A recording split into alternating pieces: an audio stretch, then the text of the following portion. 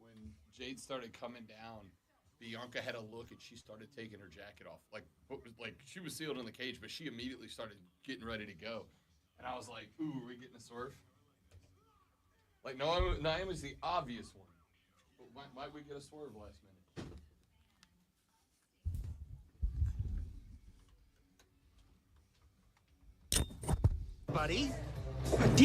Buddy! Welcome in, ladies and gentlemen! We are so bleeping back, baby! Yes, indeed, the Rob Brown Show back on your radio. It's the Fan Upstate. Monday, ba-da, ba-da-da-da. So good to be here with all of you for the four most electrifying hours in sports talk entertainment you're going to find anywhere at any point in time. Auto radio. I am Rob Brown, the great one. Lonzo on the ones and twos, prepped and ready to have a day today on the show. I am the hype! Feels that way, don't it? Feels that way. You'll appreciate this great one. I got a call on Saturday night. I guess a text on Saturday night at, I don't even know what o'clock, like 11 o'clock at night. And it was a producer for Sean Marash, who is on WFAN in New York City. Now, he works for the BetMGM network. I've co-hosted a couple of shows with him on the net. But he's of the big names on the network. He's at the top. It's like him and Nick Kostos, right? It's like him, Kostos, Decker, the other 15 hosts, and then me down at the bottom. And hey, at least you're on the list, man. I am on the list. It does feel good. But I'm at like the bottom of the list. That being said, I am regularly called in to do spots on all these different shows. I've got a weekly spot on Tuesday night on BetMGM Tonight, nationally syndicated. I am regularly brought on every show except their morning show for obvious reasons. Because most of the hosts like that if it's a boring-ass Tuesday afternoon, you throw Rob Brown on there, you're going to get a little electricity, a little gas, a little hype. I am the hype. So, that being said, it's Sean Marash and Pat Boyle. And you guys have heard Pat. Pat's been on this show before. Pat's also on WFAN. You've heard Pat Boyle. He does the Sports Flash updates during the Rich Eisen show. He and Carlos with a K, Carlos Ortiz, alternate. Both big deals in the game. So Marash and Boyle are hosting, and I get a text at like 11:30 Saturday night from their producer. This is a show that I've only been on once or twice, and it was guest hosting both times. But I get, hey, bud, it's the producer from Marash and Boyle tomorrow. Any chance you could come on the show? I was like, yeah, man, like I'm happy to do it, but I know where this is going, but why? Yeah. And they said because neither of the boys are big wrestling guys, and the Cena heel turn has been dominating social media for the last 2 hours. We need somebody on, and there's nobody that's going to, quote, carry that segment, end quote, like you will. Will you do it? And I was like, yeah, absolutely. So I get up Sunday morning. I do the segment with Marash and Boyle. We're like 5 minutes in, and Sean Marash, noted not a wrestling guy, is like, all right, lay it out for those of us who don't follow wrestling. Like, why is this such a big deal? So I gave the whole spiel and talked about, this is a guy who's been a face since I was effectively in high school, and we never thought he was going to turn, blah, blah, all the real stuff. We get to the end of the interview, and Pat Boyle, who is the other host of the show, is, playing me out. Hey, that's Rob Brown, host of Bet for the Cycle every Saturday, noon to 4. Also the host of The Rob Brown Show on the Fan Upstate in Greenville, South Carolina, at The Rob Brown Show on Twitter. I'm using this to promote myself on my own show. And he goes, and noted lifelong wrestling fan. And he, stops for a second. And I'm like, this isn't a place I would ordinarily talk. Am I supposed to say something? And he goes, Rob Brown, I just figured you out. And I said, what do you mean, figured me out? And he goes, your whole show is wrestling. Your energy is wrestling. Your promotion is wrestling. Your character is wrestling. He's like, I just realized that all your monologues are, as you nerds would put it, cutting promos. And I really wanted to be offended for a second. Duh. But then I realized I'm not, because it's true. I'm not, because it's true. He's absolutely right. All right, so was he saying that in a cutting way? No, Or I is don't think he- it was. I don't think it was in a cutting way. I think it was, this is a cat because of me, Ryan Horvat, and about 3/4 of the production staff. There's a good, decent little wrestling crowd on the BetMGM network. But the people who aren't in, Decker, Marash, Boyle, they're the type of dudes that, like, if you don't like wrestling, that's fine, but like, shut up and leave us nerds alone, okay? Like, let people enjoy what they enjoy. These guys are the guys that are going to go there and they're going to rag wrestling fans. And what they have all learned is that I'm a live and let live dude until you start being a butthole about something I like, and then I'm coming for you, right? Then I'm cutting promos and I'm coming for you. And it's kind of led to like this little Avengers Civil War storyline within the BetMGM network. And Boyle's not really in it. Like, he could take it or leave it. He doesn't really care. But I think it was more watching him have the revelation that all the best art takes its cues from wrestling. All the best art takes its cues from wrestling. And It's great. there's hardly a radio show on the air anywhere that doesn't use some sort of wrestling phrase. Yeah. I mean, even the people who say they don't Yeah. definitely do. You want to be the man? You got to beat the man. Where do you think that comes from? The cream rises to the top. Where do you think that comes from? I mean, it's all wrestling. All right. Speaking of wrestling. By the way, friend of the show, R-Truth is not taking this.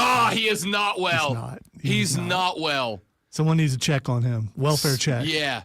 I may be calling our WWE contact and be like, hey, I'm not calling to book R-Truth. I'm just calling to check on him. Like, this is just it's a welfare check. I'm not calling to ask for him back on the show. I'm not calling to ask anything of him. Is my guy okay? As someone whose childhood hero was Hulk Hogan when the turn happened, I understand what R-Truth is going through since Cena was his childhood hero. My favorite thing was Brandy Rhodes tweeting out, John Cena is a bleep hole, and Truth going, we need to get all the facts first. Like, can we hang on? Can we get all the facts? Oh, it was absolutely great.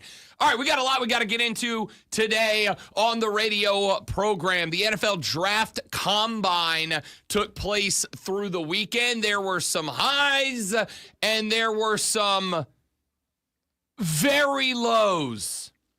Like every pass that Will Howard threw. That's not a shot because Will Howard's a Buckeye, sorry. He just... Hey, Shedeur Sanders already came out and defended him on X. He's still going to get drafted. He is going to get drafted. Here's what he's going to do. He's going to have a pro day with his receivers. I was thinking about this on the way in. This is probably proof that Rob Brown is right about how good you can look when you are surrounded by talent. Even though the guy, look at me. Even though the guy me. on before us was saying that Ohio State bought the talent, whatever, dude. I'm sorry, they did what? They followed every rule and broke none to get there and build a roster and did the thing that everyone else in college football is welcome and able to do. That's what they did. Didn't spend as much as other teams, by the way. They were like third. Didn't we determine? Yeah, they or were second or third. They were not first.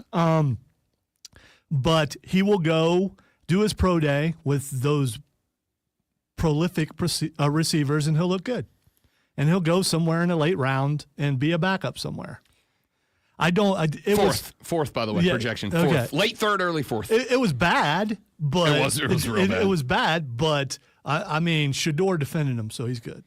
Yeah. This is why last week, as Shedeur said, that man just won a national championship. You need to cut him some slack. That is why last week when Shedeur Sanders said, I will be there, I will do the interviews, I will do the medicals, but I am not going to work out, I came on this very microphone, looked into that very camera, and said, get off Shedeur Sanders' ass because he can't do anything but hurt himself.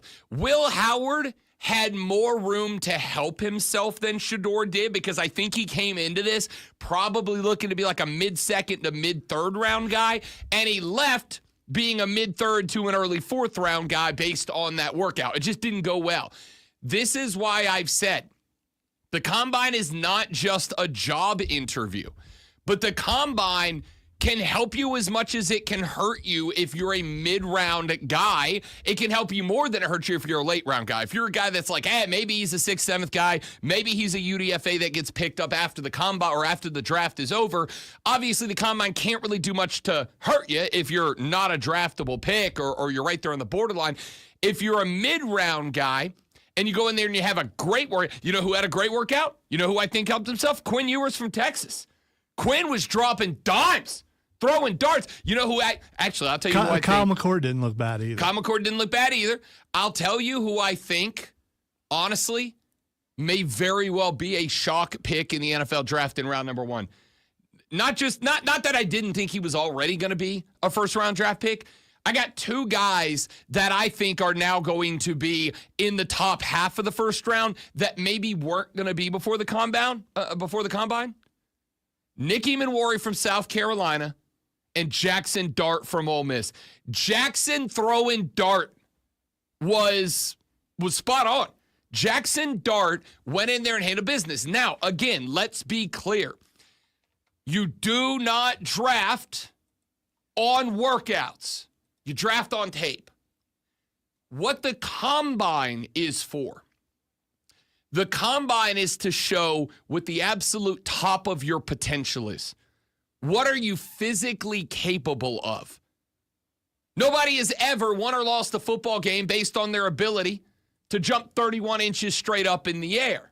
But that can tell you a lot about how you're built, how you perform. So when Cam Skattebo, a guy that is going to be drafted, I honestly have no idea where, but when Cam Skattebo goes and he pops off like a 31.75-inch vertical, what you're saying there, because again, nobody's ever won or lost a football game by getting into a vert off with the best jumper from the other team. But what it does do is talk about the explosivity in the quads, yeah? It shows how much force, how much pop you can generate. For a running back, that's a big deal.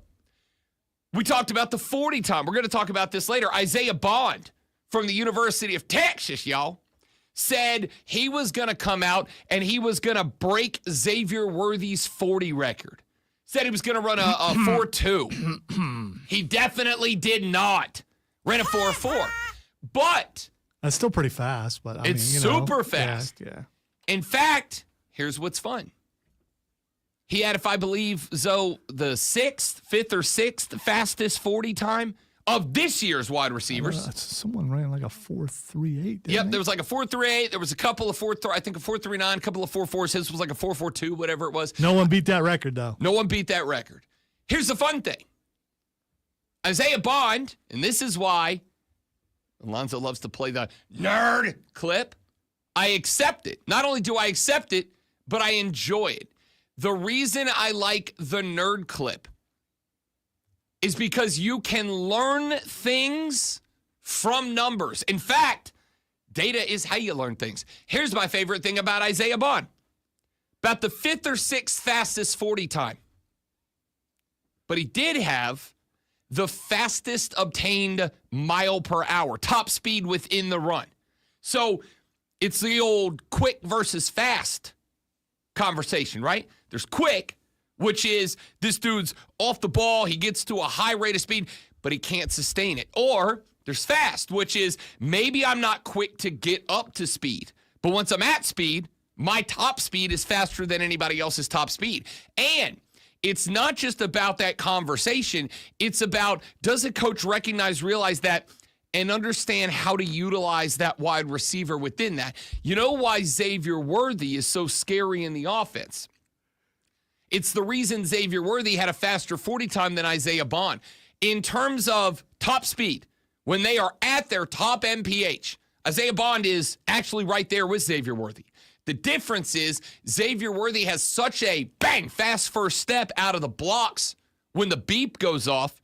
He is at his top speed faster than Isaiah Bond is. So Now that impacts how I want to use that guy on the outside. If I know that Xavier Worthy gets to his top speed faster, not only is his top speed faster than everybody else, but he gets to it faster. Xavier Worthy now becomes a more valuable receiver in those 5, 7, 10-yard route trees than Isaiah Bond does. But if I know that, if I give Isaiah Bond 5, 6, 7 yards to get to his top speed, and he is faster than any other wide receiver in this draft, which he was. He had the fastest top speed in the draft. Not the fastest 40, but the fastest top speed. You know how I use an Isaiah Bond? He's not as valuable to me on a 5 and in cut. That break, bang, get to the top speed, that's more Xavier Worthy. Isaiah Bond now becomes not an X receiver on the outside, but a wide receiver on the offside. That guy that every play is running a 7 or a 9. I need every DB to know this guy doesn't have the acceleration that Xavier Worthy has, but he's got top end speed. His top end speed is as fast as Worthy. So what am I using him for? I'm using him on a 3 or a 5 or a 7-step drop passing scheme. When my quarterback takes that 5th step back, by that point, now I know that Isaiah Bond's at a top speed that is faster than anybody in the league except Xavier Worthy. So now all of a sudden, his 7 and 9 is as scary as anybody else's. This is what the combine's for. It is not just to say, oh, Cam Scatterby jumped 31.5 inches. Isaiah Bond only ran a 4.4. How pathetic. It's to be able to evaluate these numbers more in depth and determine how they're going to fit into exactly what you do. So, yeah, Robbie B watched a lot of combine this weekend. You know what else he watched? The Clemson Tigers dropped the broom on the South Carolina Gamecocks. 3-0 sweep in the Palmetto series of Diamond Baseball. We're going to talk about that. We got some NBA, some NFL, some NHL, some MLS, some MLB. Oh, it's going to be a busy day on the show. Let's have a little fun, shall we? I'm Rob. He's Lonzo. The Rob Brown Show starts now on the Fan Upstate. Jacob, what's up, big dog? Kane, welcome in. Correct Your me boy, if I'm Eamon wrong, Mori, Rob was a Brown, stud. But the show actually started 17 and a half minutes ago. I mean, Like now we really get into it. okay, You know? all right, fine. That was a little, what do they call the? Hors d'oeuvre? Yeah, but there's like an even fancier word. Something bouche. Amage bouche. Moujambin. All right, who are they? French people? No, really fancy people. Okay, French people.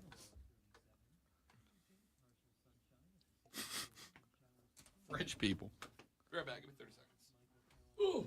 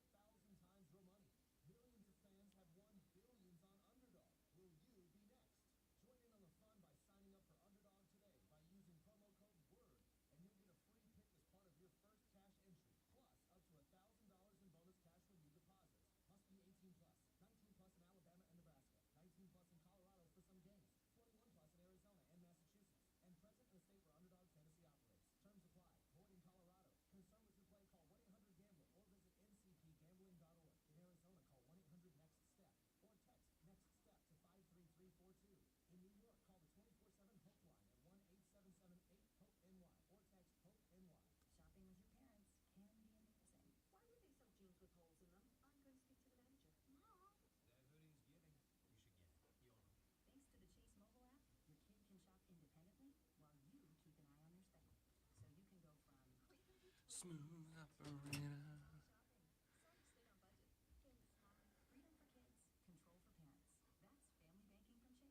I'll pull up the text line. The text line.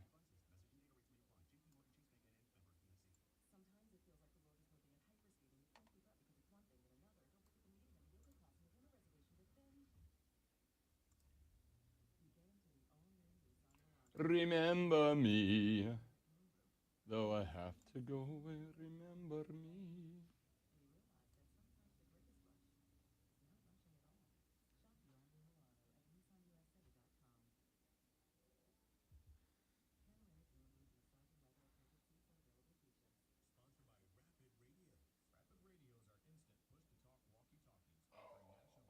didn't stretch this morning. It's killing me. Can you stand back up? Yeah. Okay. I'm not going to write the second, though. Okay.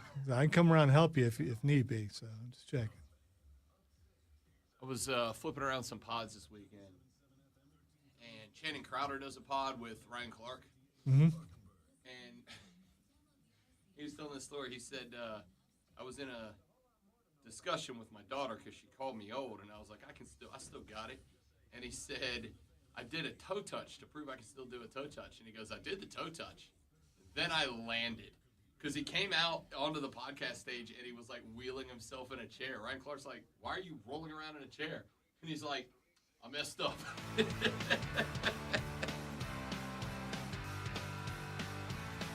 Spartanburg J gets the text line started off this AM at 844-326-3663. That's the number to call the show and be on the air.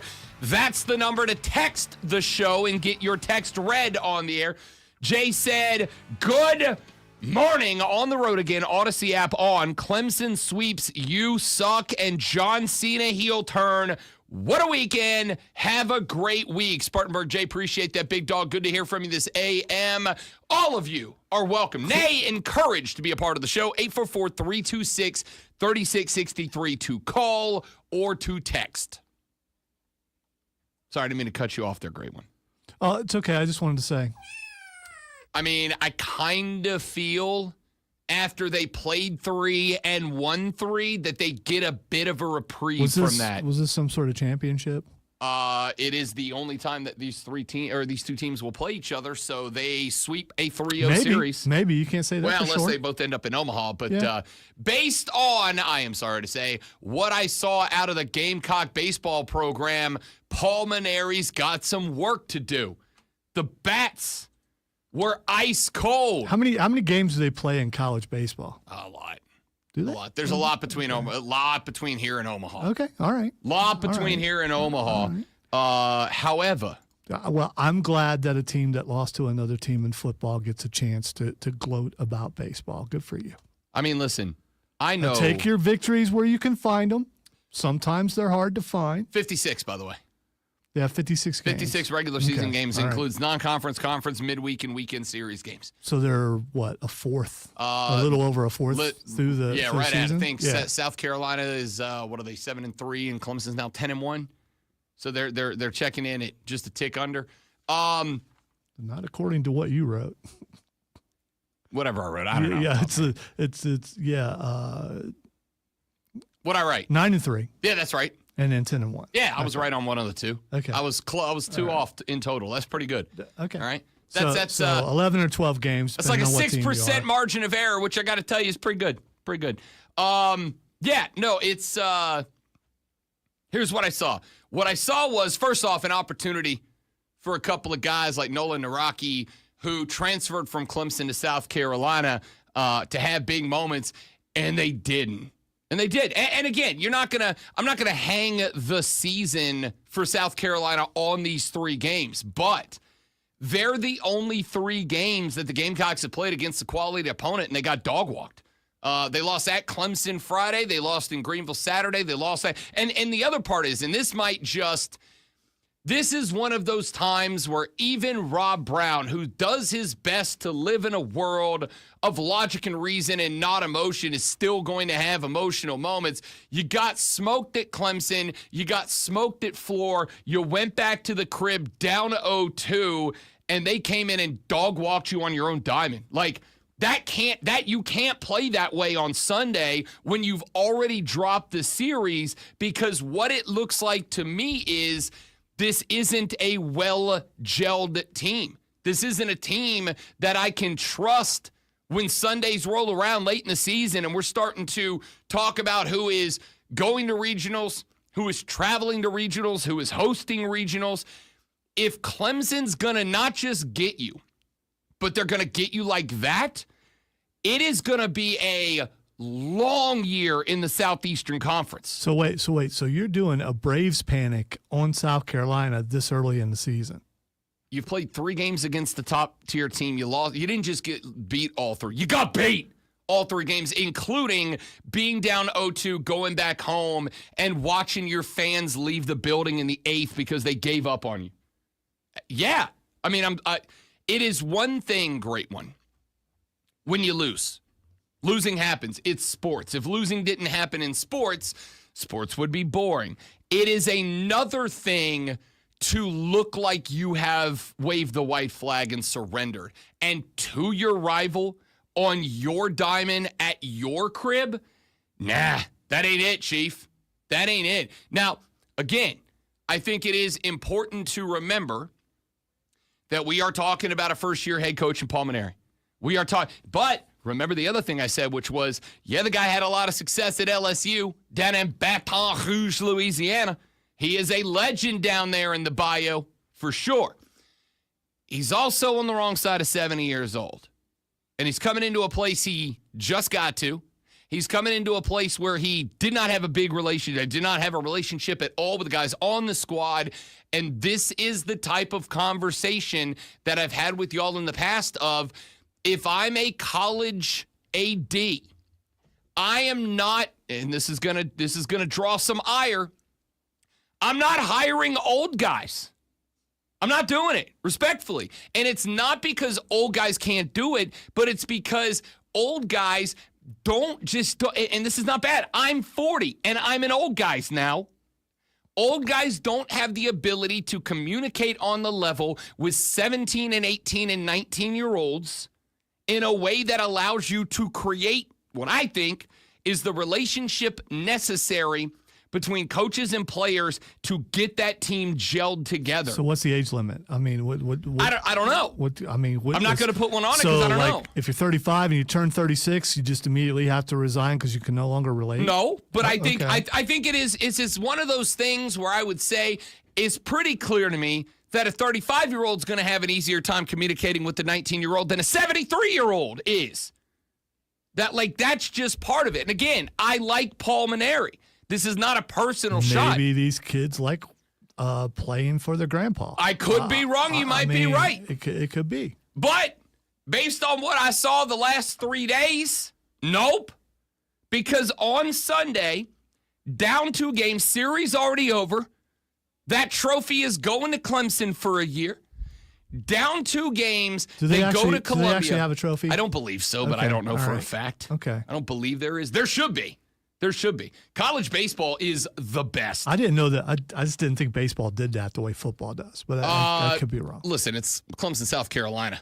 They'll turn a rivalry out of tiddlywinks if you let them. Historically, at least in the last decade, has there been a domination by one side or the other in this series?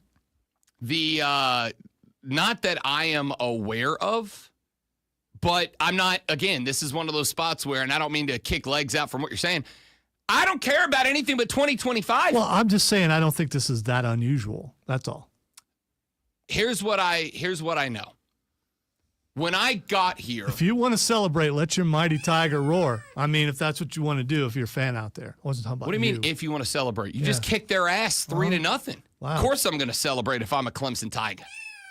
I think they've earned a reprieve from the kitty cat sounder is all I'm saying. Because they whooped Good thing you're not the arbiter. that ass. I don't know, man. That was a Sunday game. I was on Friday, had a bunch going on. On Friday, checked in and out of their game on Friday. Saturday, I was obviously working Bet for the Cycle on the BetMGM network, which you can hear every every Saturday from noon to 4 on the BetMGM network with myself and former Major League Baseball player Cody Decker. I was doing the show with him on Saturday, and so I kind of had that game on in the background because that game started at 1. So I was checking in and out, and it just never looked like Carolina was able to get anything going. I will also see this. In the parts of the game that I did watch, this game was the best argument for robo-umps I've had in years. My God, the umpiring was awful in this game. Not even subjectively, but no. It was bad. I have never seen Gamecock and Tiger fans be on the same page like I was for how bad the umpiring, the balls and strikes in this game It wasn't one-sided. It was just bad all the way around. It was bad all the way around. I was watching guys. So then it was fair. No, it wasn't fair because if you throw a strike, it's a strike, and if you throw a ball, it's a ball, and that's fair, and nothing else is. If it's bad for everybody, then no one got better treatment. So it's kind of fair. We'll come back to this. We'll come back to this because if I start down that path, it's just all we're talking about for the rest of the hour, and I don't want to do that to the people. I'm a man of the people. That's right. Yeah, focus back on Clemson because and South Carolina. Actually, if you want to be honest, we've been focusing on South Carolina. Because Clemson did what I thought Eric Bakich and Clemson was going to do. They were very good from the bump, and they put the ball in play. 8 hits yesterday on the road, limited to South Carolina to just 5. This is a spot in a Sunday game where I would have expected a South Carolina team to go, we're down 2 games to none. We've already lost the series. Can we at least protect this house, click-clack? Can we at least click-clack and protect this house? And the answer was no. Couldn't get anything going from the plate. I don't know if they just weren't seeing the ball well, which if you're not seeing the ball well in your own stadium, you're in trouble. You're in trouble because the SEC on the road is good. It's good. If you're not seeing the ball well in your own stadium, what are you going to do when that loser from Vanderbilt is whistling in your ear every time you step into the box? I can't whistle, but just imagine that I could. That's what the guy sounded like. It's awful. What are you going to do on the road? If Clemson got you like that, I went from not even a week ago, 4 days ago, looking at this team and going, okay, they've won every game they're supposed to win. They're winning them confidently. They're winning them comfortably. I think there's a chance the baseball natty could have both teams from the upstate of South Carolina involved. The Gamecocks and the Tigers could very well both be in Omaha this year. 2, there's a lot of work to do in Columbia, South Carolina. A lot of work to do. If that is the performance you turn in on a Sunday, not seeing the ball, not protecting the plate, making mistakes with guys in scoring position, that ain't it, Chief. Like, that's not going to do it for me. So, again, I'm not going to blame it on this because I don't yet know that it is the problem. But it did not feel to me like there was any urgency in this baseball team on Sunday for South Carolina. It did not feel like, and I don't like using this word because I think it has such an emotional connotation to it that I think sometimes people utilize it to take advantage of others. It's like when you call Marty McFly chicken and he starts acting like in a way that Marty McFly wouldn't ordinarily work, right? You call a guy chicken and all of a sudden, bark, bark, bark, bark, bark, bark. Now, well, that's pretty good chicken. Now, all of a sudden, you can get them to start acting certain ways they wouldn't ordinarily work. Why? Because you went after their pride a little bit. I don't like to use this because I feel like it adds an emotional connotation to the conversation that isn't really all that necessary. But you're down 0-2, you're getting worked. You go back to your crib in Columbia and you lay that down in Game 3. I don't want to put it all in this basket right now. But if in this game, in that spot, that's what Paul Mainieri's going to get out of that club with that much talent on it, could be a long year. Could be a long year. That's not the Dodgers sweeping the Guardians. That's not a bad pick. The Guardians are a good team. That's not the Dodgers sweeping the White Sox. That's the Dodgers sweeping the Braves. Like, you're supposed to at least be competitive, and you laid down in your own house when you already lost the series. Like, I don't want to put it on Mainieri. It's very early in his tenure in Columbia, but that ain't the start I'm looking for. Texter said, the fan, Tigers get the state sweep for the 3rd time in 4 years. Bakich is the guy. I agree. Eric Bakich is a guy out there with his shirt off dancing on the hill with the Savannah Bananas that the boys in purple and orange line up behind, and you can see it. 3rd time in 4 years means this is not unusual. South Carolina's still got a pretty good season ahead of them. Correct, but people were also complaining about the hire of the last guy in the dugout, too. So maybe there's a deeper problem as far as picking baseball coaches for Ray Tanner. Back after this on the Rob Brown Show on the Fan Upstate.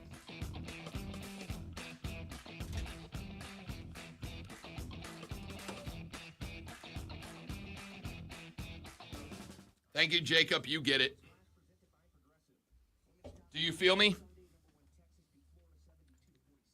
I don't know. I don't know if that's actually a thing you want to ask.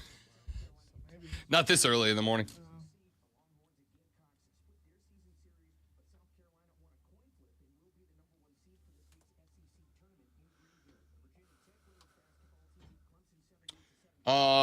Do you want to go to the women's basketball game Friday at noon? I would love to, but Okay. I'm going to put in a presser for it. here's the reason. It's physical problems. Sure. It's No, not, I understand. Yeah. No worries. I'm going to put in for press passes for it today.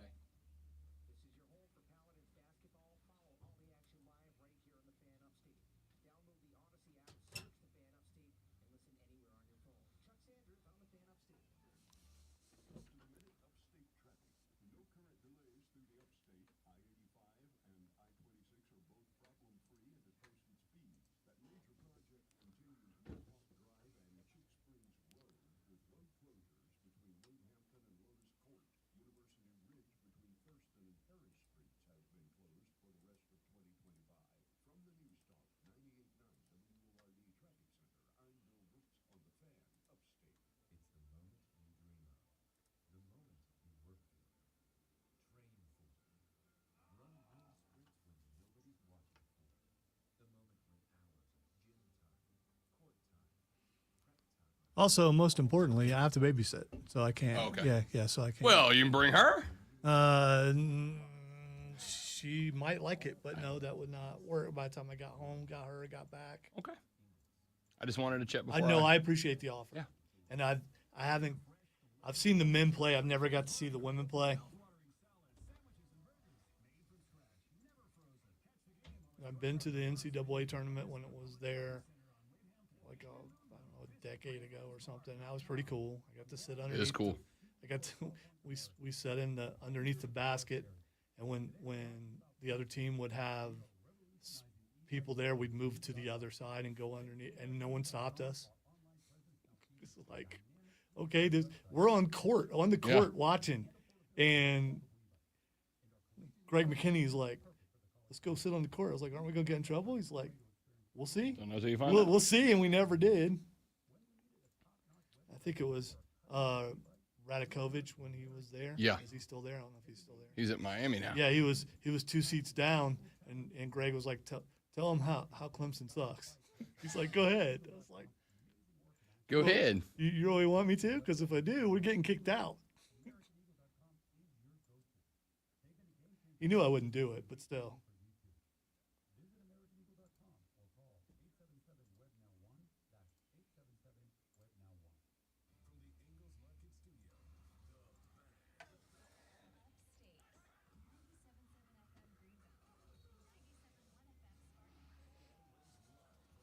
I don't know, Zach sounds kind of shaky.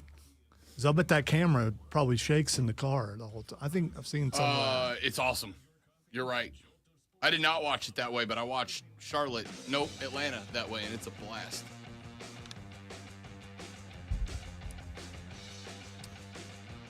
Texter says, let's see, it's Spartanburg J texting the show at 844-326-3663. He says, Alonzo, the Clemson versus USUck is the best rivalry in college baseball. Also, if JD or other USUck fan celebrates their victory, you're cool, but Clemson sweeps and we shouldn't, then you wonder why I personally give you grief. Guess what? Our men's basketball team has a chance to make a real run this year, too. Fans are going to celebrate, or should we not celebrate because the football team didn't win the college football playoff? By the way, I'd love Texas, especially Spartanburg J, who's on there all the time. But when you have to say you suck or Clem suck or something like that, you lose me when you do that. Because that puts you in that group of people. You literally call them that school up north. That puts you in that group of people that do I ever say they suck? They won a national championship 2 years ago. You won't even say their name. I say Michigan all the time, dude. Anyway, whenever you put suck in the thing, that puts you in, you're one of those crazy people who show up and want to fight people because they say stuff on the radio. And that always never made sense to me. back in my younger days, people showing up wherever I was wanting to fight me because I said something against Clemson. I hope you're not one of those, but you sound like you are when you got to put that in everything that you say. I guess other people who are fandom or fans of whoever you're rooting for, when you say that, go, got him. Slay. Slay. I don't care. That's what rivalries are for, and I'm all in. Call them you suck. I just, I hearing mean, it. you know. I don't think that calling them you suck is any worse than dropping the kitty cat sounder on them every time you say Clemson. It's definitely more creative. Nobody else in the upstate's doing it because everybody else is scared. I mean, again, I'm just saying I don't think it's any different. I think it's the same thing. Well, often you're wrong. Go yourself. I got to fix the quality. That is such a good bite, and Yeah, it sounds but- like crap. Dude, I don't know. That one's kind of risky. I don't disagree. That's why they call me Rob Living on the Edge Brown. They don't call me that. Nobody calls me that. Do they call you Literally, that? no That one is calls not me going to that. fit on a jersey. No one's gonna call me that. All right, we got.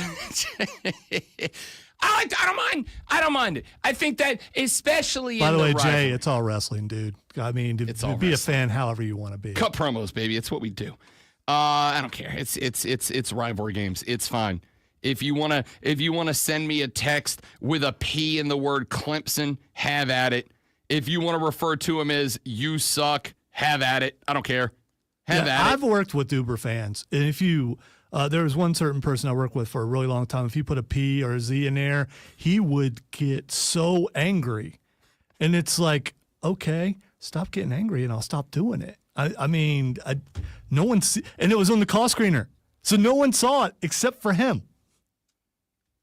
I genuinely want to hear this morning from South Carolina fans specifically. Clemson fans, obviously, your opportunity to get up in here, talk a little smack, run that junk a little bit because you earned it. But South Carolina fans, because I popped on. Yeah, South Carolina fans should be jumping. Did you see what the women's team did to the Clemson women's team? No, because no, Is this a college baseball area or not? it is Okay. for sure. And I'm not asking that out of like any kind of way. Like I'm curious. It's football and baseball for sure. It is. Basketball is kind of like but it's football and baseball. Because I love college baseball. I had this conversation with, hilariously, Cody Decker's not. Like, he played college baseball at UCLA. It's He a was good a point, Bruin. Wesley. By the way, it's a very good point.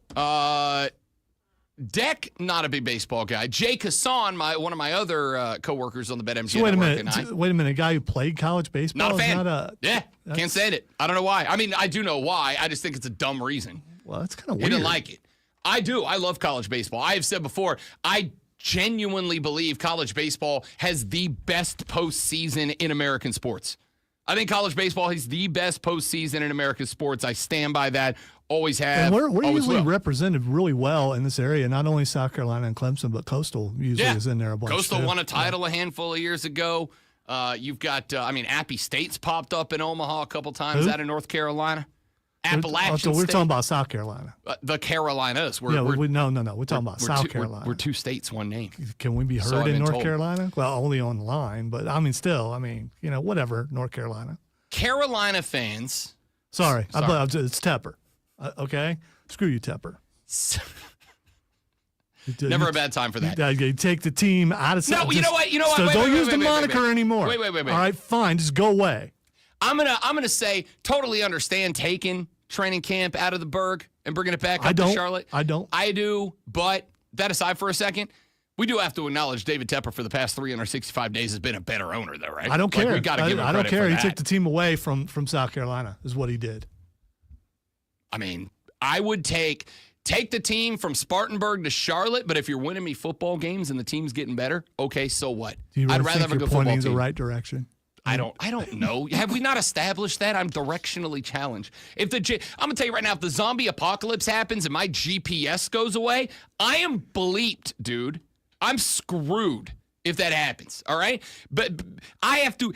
If I'm going somewhere, I gotta memorize how to get there. Because if you're like, all right, go east, I'm like, all right, hang on. I will let you know where east is when the sun comes up. Give me like 30 more minutes, and I'll be able to tell you which way east is. All right. South Carolina baseball fans, Where you at? How we feeling this AM after getting swept by the in-state rival? How we feeling dropping all 3 in the Reedy River rivalry? How we feeling about that?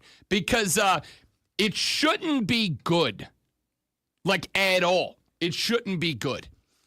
It's not that you lost, because that's a good baseball team that Clemson's put together. When I say good baseball team, Clemson's going to Omaha this year. Also, you're saying they're a great baseball team. I'm saying they're a very good baseball team.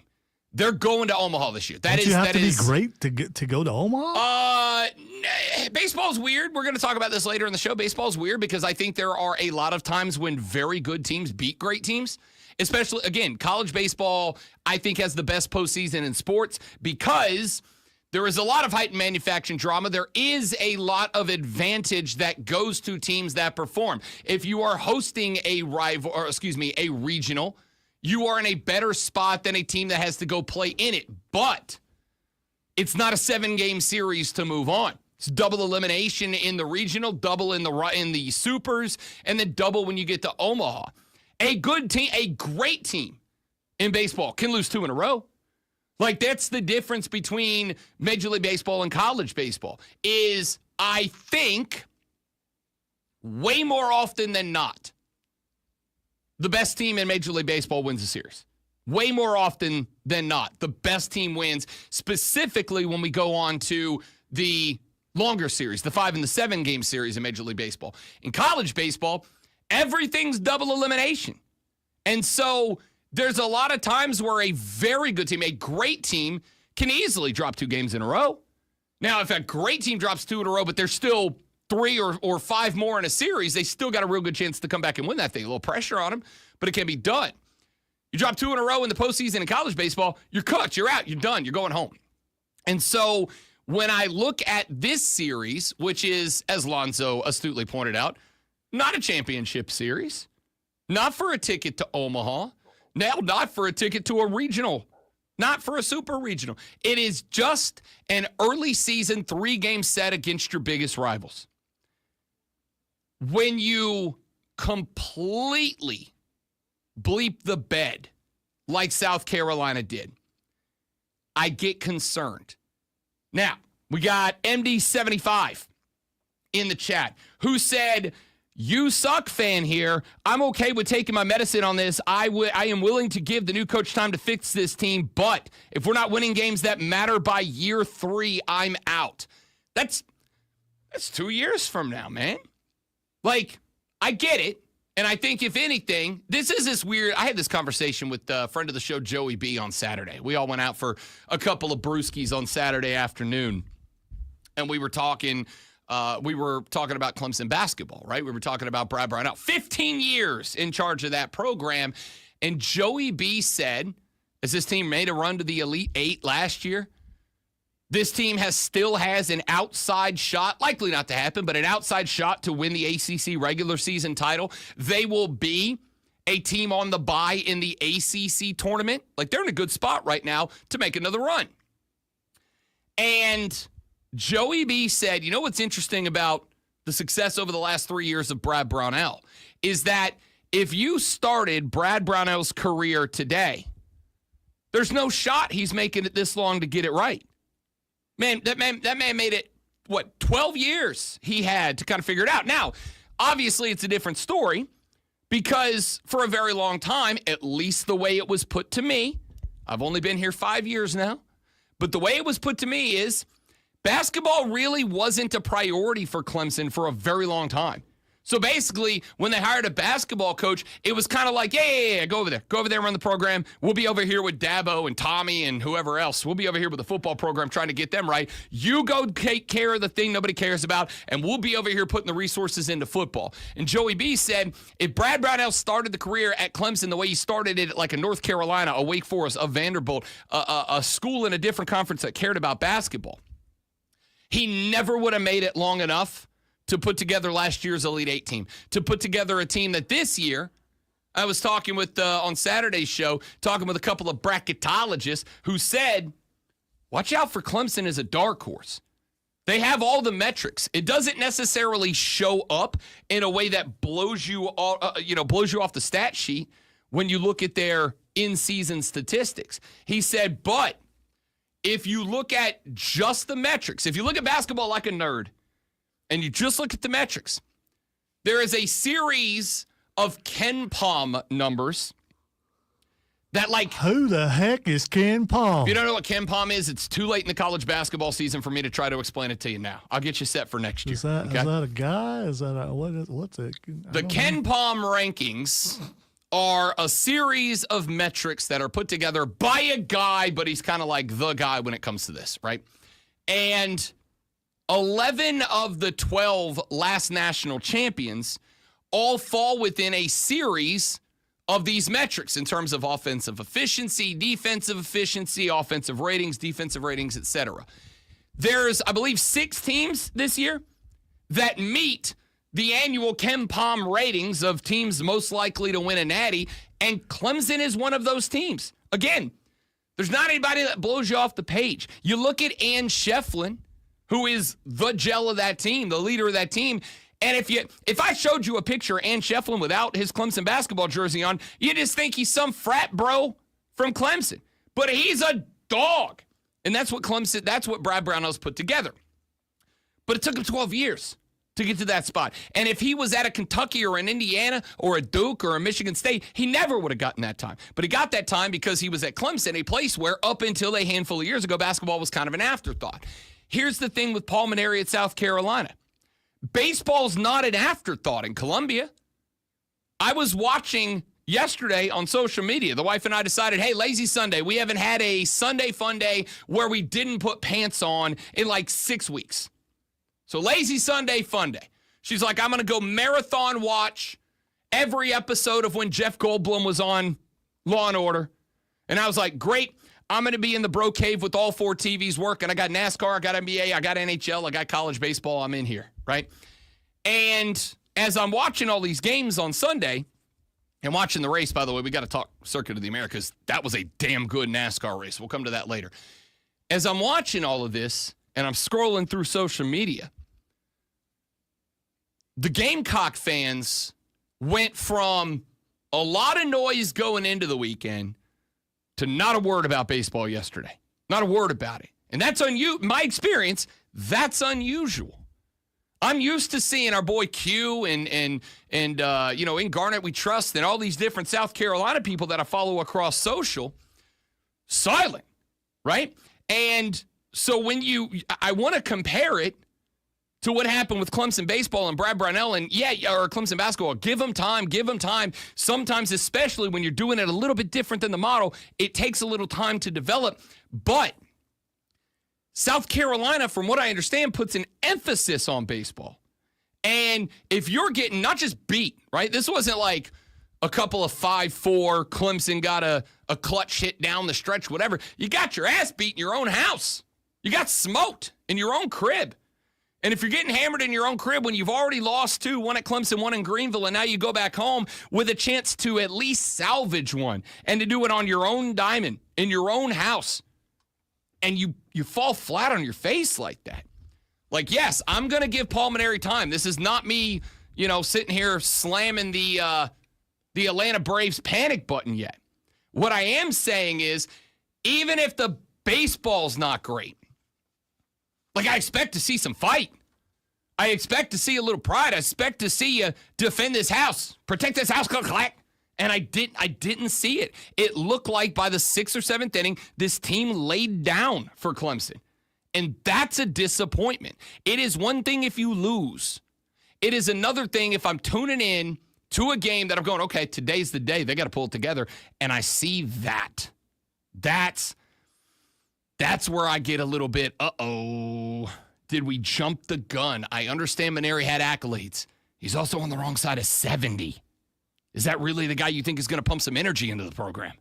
I don't know, man. I don't know. Now, a guy who is definitely not on the wrong side of 70. Not yet. The great one, Lonzo, with a sports flash. And stop all your age hating. Wow. South Carolina women's basketball team claimed a share of the SEC regular season title with the 78-66 win over Kentucky yesterday. Tessa Johnson had 16 off the bench, while Tiana Pau led the starters with 13, and Chloe Kitts added 12 and 10 rebounds. With the win, the Gamecocks claimed a share of the SEC regular season title, split with Texas, as both was awarded the number 1 seed in this week's conference tournament via coin flip.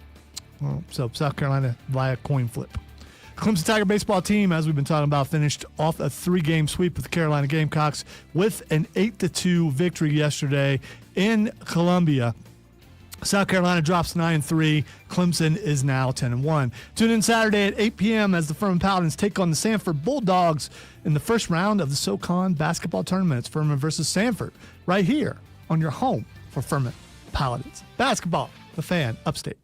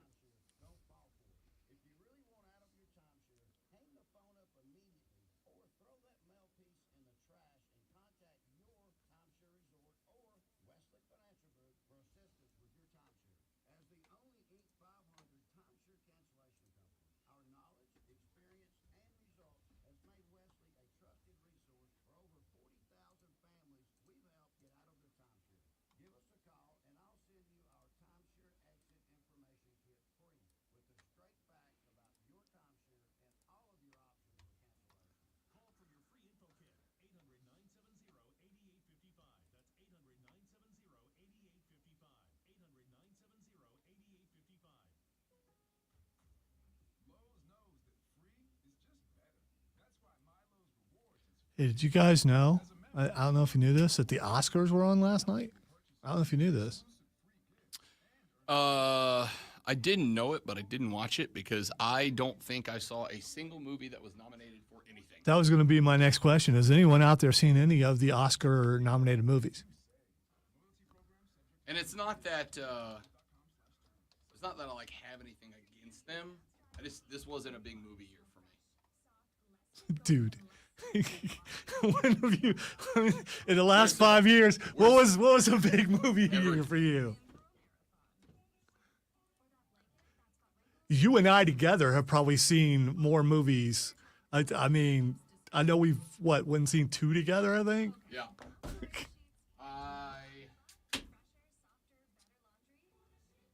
We're supposed to go, if we feel like it this afternoon or this evening, we're supposed to go see Captain America this evening.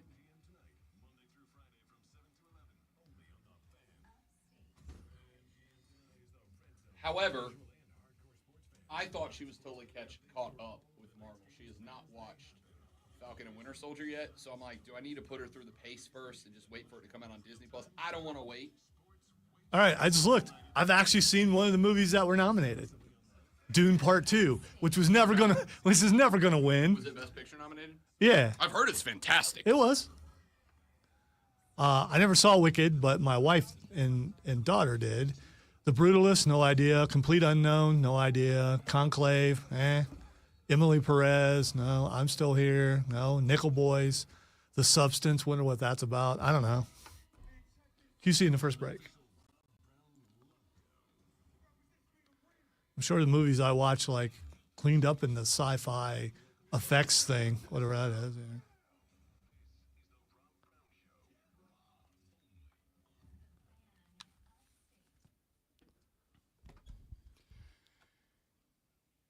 And off we go. The Rob Brown Show is on the radio. It's the Fan Upstate. Hour numero dos gets underway right now. Welcome back, ladies and gentlemen. Rob Brown, the great one, Alonzo, and Ayo. Be a part of the show. 844-326-3663 is the number. 844-FANFONE. That's the number to call the show. That's the number to text the show. If you want to be a part of it, you are certainly welcome to do so. Oscars last night. I made the point. It got brought up during the break on our live stream, Facebook.com/The Fan Upstate, The Fan Upstate on YouTube, The Fan Upstate on Twitter, and The Rob Brown Show on Facebook, on YouTube, and Twitch, because we are young, cool, hip, and totally with it. The Oscars brought up last night, and Lonzo said, did anybody A, know, or B, watch? And the answer was no for me. Last year was not a big movie year for me. I went through and looked at the Best Picture nominations. I knew of like 2 of the movies and did not see any of them. Are we as Americans kind of like done with movies post-COVID, or just done with movies in theaters where we're gonna wait for them to come out? Because I've kind of shifted over to the majority of the movies that I want to see. I just wait till they stream, because the wait is not as long as it used to be. It was in theaters and you had to wait like 10 months till it came out on a DVD. Now it's like you got to wait like 2 months before it's out on streaming. Something's got to really either A, be a Marvel movie, or B, grab me by the throat to get me into a theater. I would say Dune 2 was nominated for a couple of things. It probably made more money than all the other movies combined. Here's the movies that were nominated for Best Picture. Anora was the winner. I don't know anything about this movie. I know nothing about it. I know that Cody Decker saw it, and he said it was very good. I don't know anything about it. Amelia Perez. I know more about the Offset drama than I know about the movie itself. I don't know anything about this movie. Oh, is that the one with Blake Lively and stuff? No, that was right. like some weird streaming movie. Oh, okay. Yeah, that wasn't even like in the thing. A Complete Unknown, that's the Bob Dylan movie with Timothée Chalamet. Never saw it. Not against it. Not like I'm not against it. I don't understand the Timothée Chalamet love. Like, you do know it's Shyamalan, right? No, it's Chalamet. It's Shyamalan. It's Shyamalan. Shamalama Ding Dong. I don't know. Shambhala. Conclave, know what it's about. Like, didn't really have a huge interest in it. Nickel Boys, no idea. I'm Still Here, no idea. The Substance, no idea. Dune Part 2, didn't know about it. However, still haven't seen Dune Part 1. That's on me. That's a movie that's right up my alley, and I just haven't got around to it. Shyamalan in it.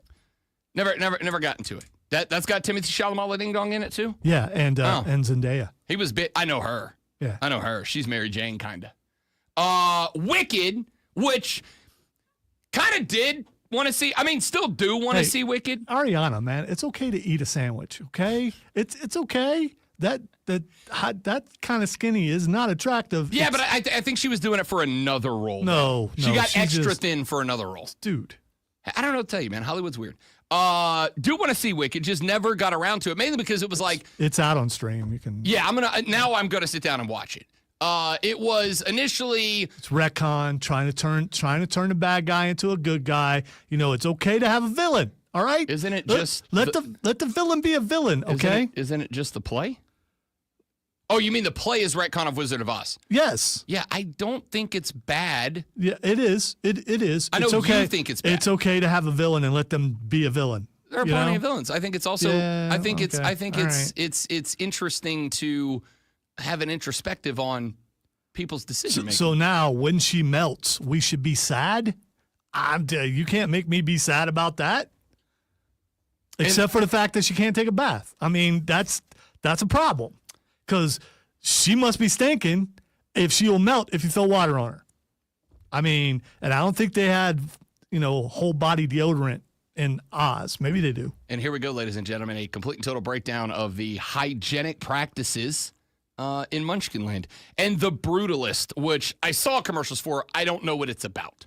So I saw 0 of the movies nominated for Best Picture. So you didn't even think about, so you can bet on anything. And I'm guessing there's probably some pretty good money made on the Oscars. Oh, yeah. But again, much like sports betting, it was like the movie that won it was like minus 275. And it's like, I don't know if there's value in this. And I haven't seen any of them, so I don't know. See what I did there? Brought it back around to sports. Nice job.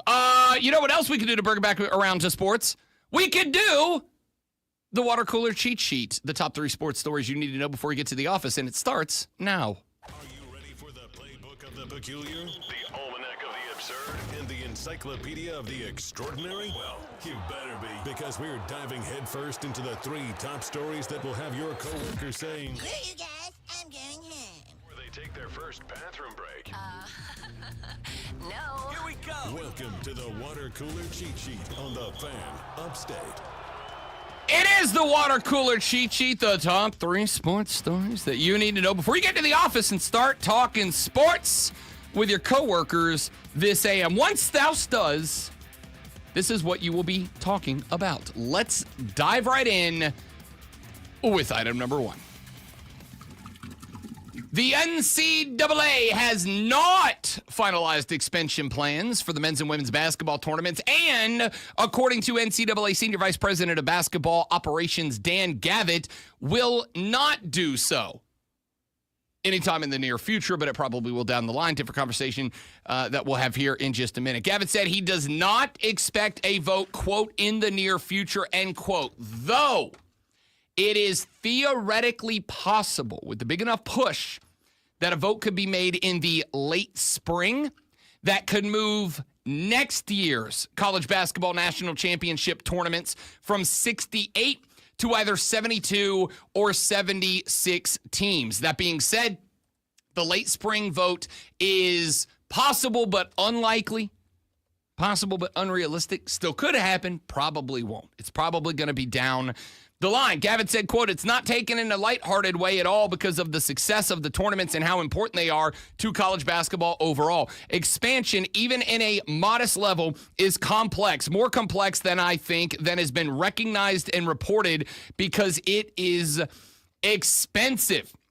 This year's March Madness will be the 40th men's bracket since the field expanded to 64 back in 1985. The women's bracket increased to 64 teams in 1994. Gavitt said he isn't sure whether the field should expand, but is more positive about the possibility than he was a few years ago. He said that NIL deals, conference realignment, and the transfer portal have changed the dynamics of college basketball. Men's in particular, he said he feels it is suited for expansion. He went on to say, quote, there is no sport that is deeper overall and has more parity than men's college basketball. There's great basketball played at every level of men's basketball right now, so I think it's important to keep the tournament contemporary and relevant based on what is going on in college athletics, end quote.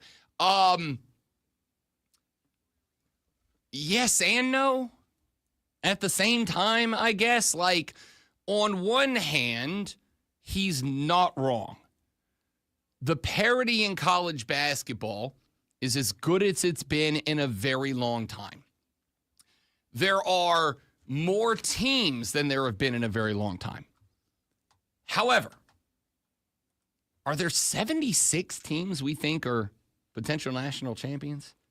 Are there 76? My biggest fear the whole time. And again, I think if there's one guy on your speakers in the upstate that is unafraid of change in sports, give me rubber wumps all the time, it's me. I don't think we need this.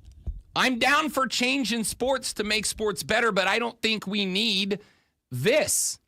We already have 68 teams that are in. No 16s or 15s or 14s or 13s or 12s are winning the national championship. It just doesn't happen. What you do when you expand even further, and I'll be honest with you, I don't even think we need 68. I'm fine with it. 64, I'm fine with it. I think you could drop it down by like 10 or 12 and still be in a good spot. I'm fine with it at 64. I don't think you need to increase it because I do think there is a saturation point, and I think we're right on it. I think there is a point where the first round starts to become not just neutral, not just irrelevant, but it actually starts to become detrimental because while we do love upsets, we love an upset. Again, last year or 2 years ago, whenever it was, I was flying up to New York City on the day that Furman played Virginia. I got off the plane to find out that the Paladins had knocked off the Hoos. And I quite literally, in the airport in New York City, went through, opened up my luggage in the airport to put on my FU hoodie to walk around New York City. I was very proud. I loved it. It was great to be a Den that day. All Den, baby. FU one time. That's exciting. And then they turn around and lost game 2. It happens. The smaller school, UMBC, knocks off Virginia when they were a 1 seed, 16-1 upset. Then they get smoked the next game. The lower seeds aren't winning natties. Now, that's not to say I don't think they should be there or be given a chance, but there comes a point where the risk of your top-tier college basketball teams getting bumped because they had a bad night's sleep on the road in the tournament, and you got a handful of those, and now your tournament is watered down without your biggest contenders being there because they lost a dumb game because you've asked them to play 6 of them. It de-escalates the tournament. Ignore the crying because Lonzo doesn't like America's second favorite sporting event, the March Madness tournament. Oh, no, that was about you. It was about That's the fine, but I'm tournament. right. That was more about you. That's fine, but I'm right. When you start adding more, you start watering down. That's how dilution works. The more you add, the more you water it down. And I don't think we need it. All right, let's get to item number 2. Tessa Johnson scored 16, and the number 6 South Carolina women's basketball team claimed a share of the SEC regular season championship yesterday with a 78-66 win over number 15 Kentucky on the road on the same day. Number 1 Texas knocked off Florida 72-46. So both the Longhorns and the Gamecocks finished the year 15-1 in conference play. They played each other twice in the regular season. Tiebreaker number 1, regular season record against each other. The Gamecocks and the Longhorns were 1-1. Each secured a victory over the other, which meant that the tiebreaker process led to a literal coin flip between Texas and South Carolina. Greg Sankey on the SEC network, quite literally, awkwardly, stared into a camera, pulled out a coin with the Gamecock logo on one side and the Longhorn logo on the other, flipped it, wrapped it on a tan, showed the camera. The South Carolina Gamecocks earned the number... they are awarded via coin flip the number 1 seed in the SEC tournament. They still earned it. They had the same record, and that is the noted way of breaking a tie. Yeah, but you don't earn the result of a coin flip. You earn the right to be in the coin flip, but you don't earn the result of a coin flip. You earn being coin flippable, and they were coin flippable, and there's awkward-ass Greg Sankey. All right, I didn't look awkward. He flipped that really well, caught it, threw it down. I mean, him having to hold his arm for the camera, that's a little awkward. It's awkward. Yeah, but that's they not... They show him, and he's like... That's not his fault. He's doing what they told him to do. The flip and the catch was great. Of course he did. But what they told him to do was stand there in front of the camera like I was half expecting him to hold up a newspaper to show that it was that day. Like it was like a hostage video. You want to go home and see your family? Flip this coin, Greg. It's just weird. But doesn't matter. Either way, South Carolina earns the number 1 overall seed in the SEC Women's Basketball Conference Championship Tournament, which takes place this week right here in GVL. Yeah. Gamecocks will get a noon tip on Friday. I will be there to cover that game for you. Make sure you follow me on social media at The Rob Brown Show. Make sure you're following everybody at The Fan Upstate. Let's go to item number 3. A 3-game series between the Clemson Tiger baseball team and the South Carolina Gamecock baseball team, and all 3 games end up in favor of the team wearing orange. Back on Friday, a 5-3 win in Clemson. They played a neutral site game Saturday at Fluor Field in downtown Greenville, South Carolina. 5-1 in favor of Los Tigres, and then they wrapped it up yesterday at Founders Park over in Columbia, South Carolina. Justin LeGrenick went 4 innings, gave up 2 hits, K'd 6. Joe Allen stepped in, went 3 innings, no hits, 1 walk, 6 Ks across 9 batters to earn the W. Dylan Eskew was the starting pitcher for South Carolina. Did go 6 innings, gave up 3 hits, 1 earned run, 4 walks, and 7 strikeouts. But he was given the L in this one. South Carolina scattered 5 hits across 9. Nathan Hall had a couple. Ethan Petrie had a couple. And Jace Wood had 1 for for Clemson. There were 8 hits scattered across the game.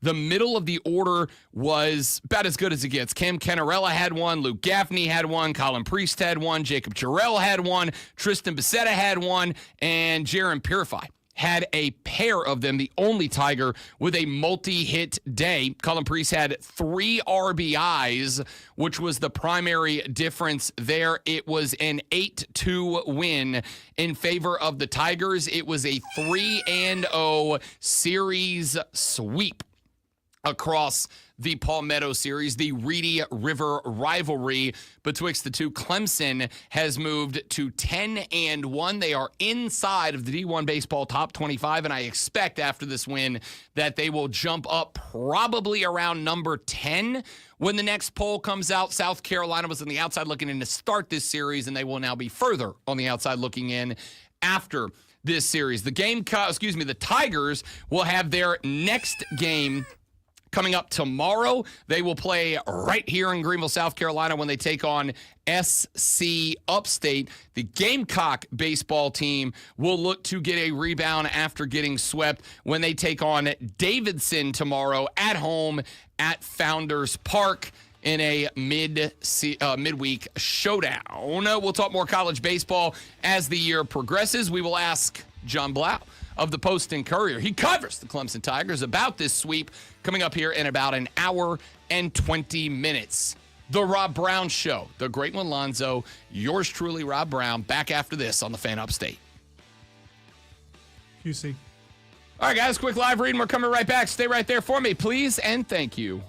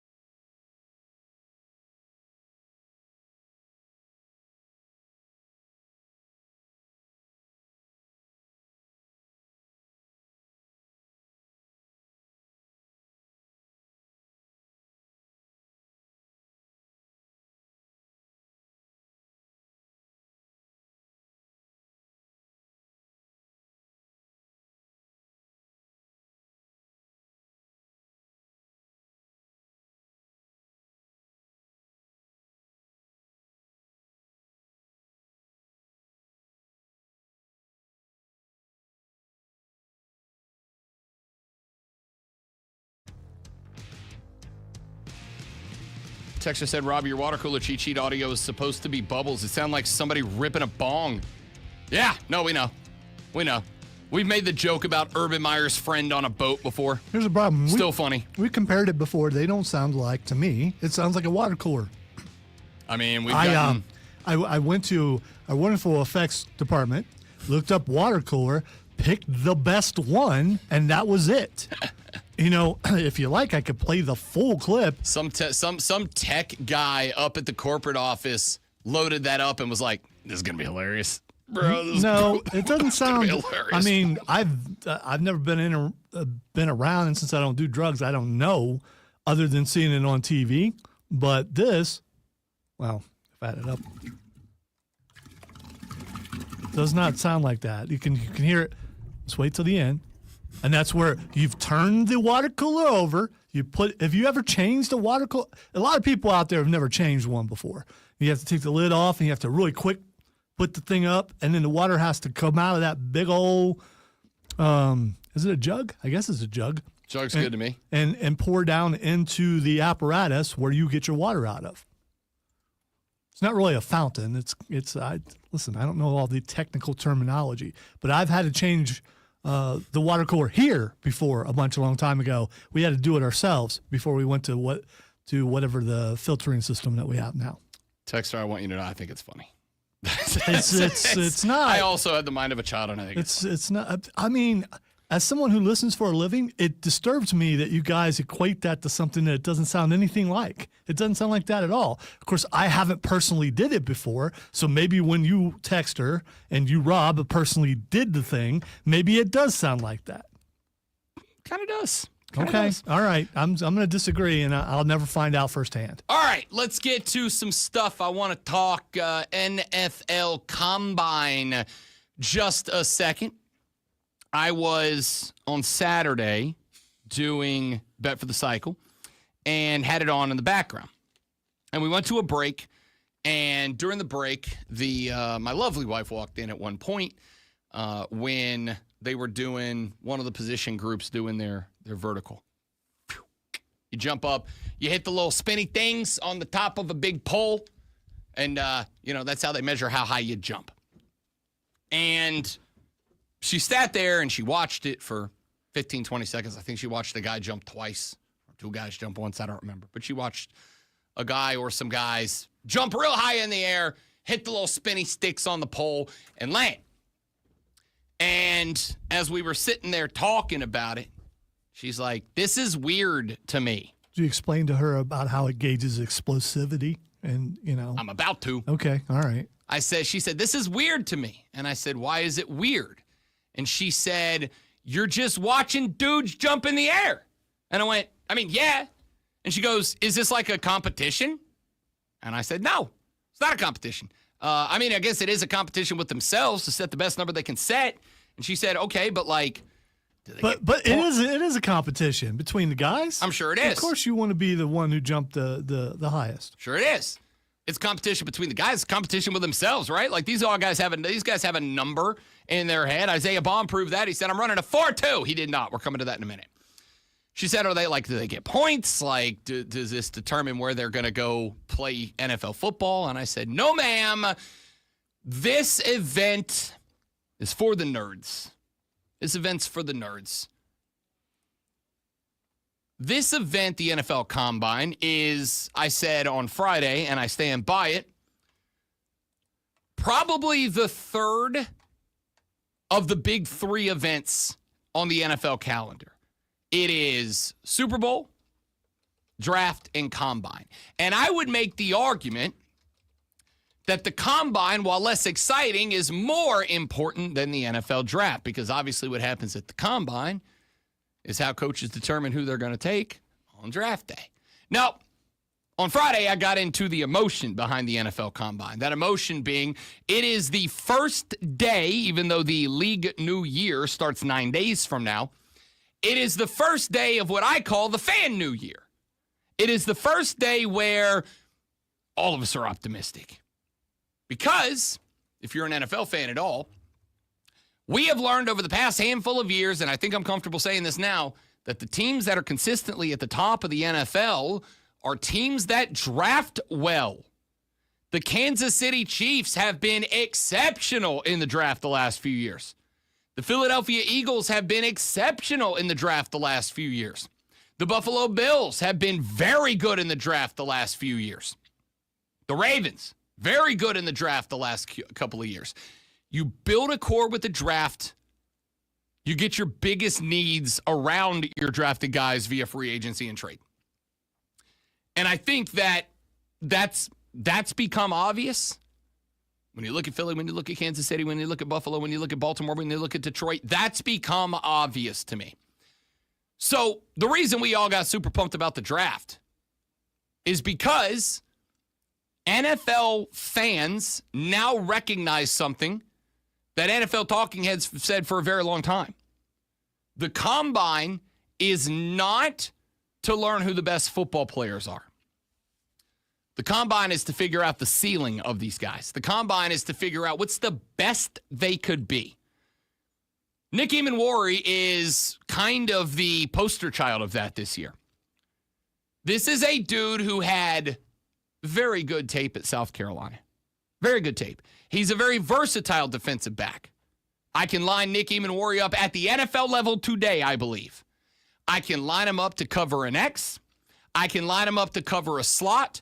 I can line him up to cover with the shade help, a tight end. I can put him over the top in a cover 2. I can trust him in a cover 3. There's not a spot in the defensive backfield that this guy can't play. However, if you watch his tape from last year, and this is tape season for me, big watch the tape guy. There's a lot to his, I don't want to say a lot, there's a good amount to his game that will need to be polished. He is a good but not great open field tackler. Good but not great. He wants to lay the lumber and will frequently lay the lumber and sacrifice integrity of the tackle to do it, right? He's not crossing the bow, wrapping the arms, driving to the ground. He's putting that arm underneath, loading that shoulder up, and trying to explode into a guy to knock him down. Well, that works at college ball. That works when you're playing Vanderbilt. It's not going to work when you're trying to hit Alvin Kamara out of the backfield.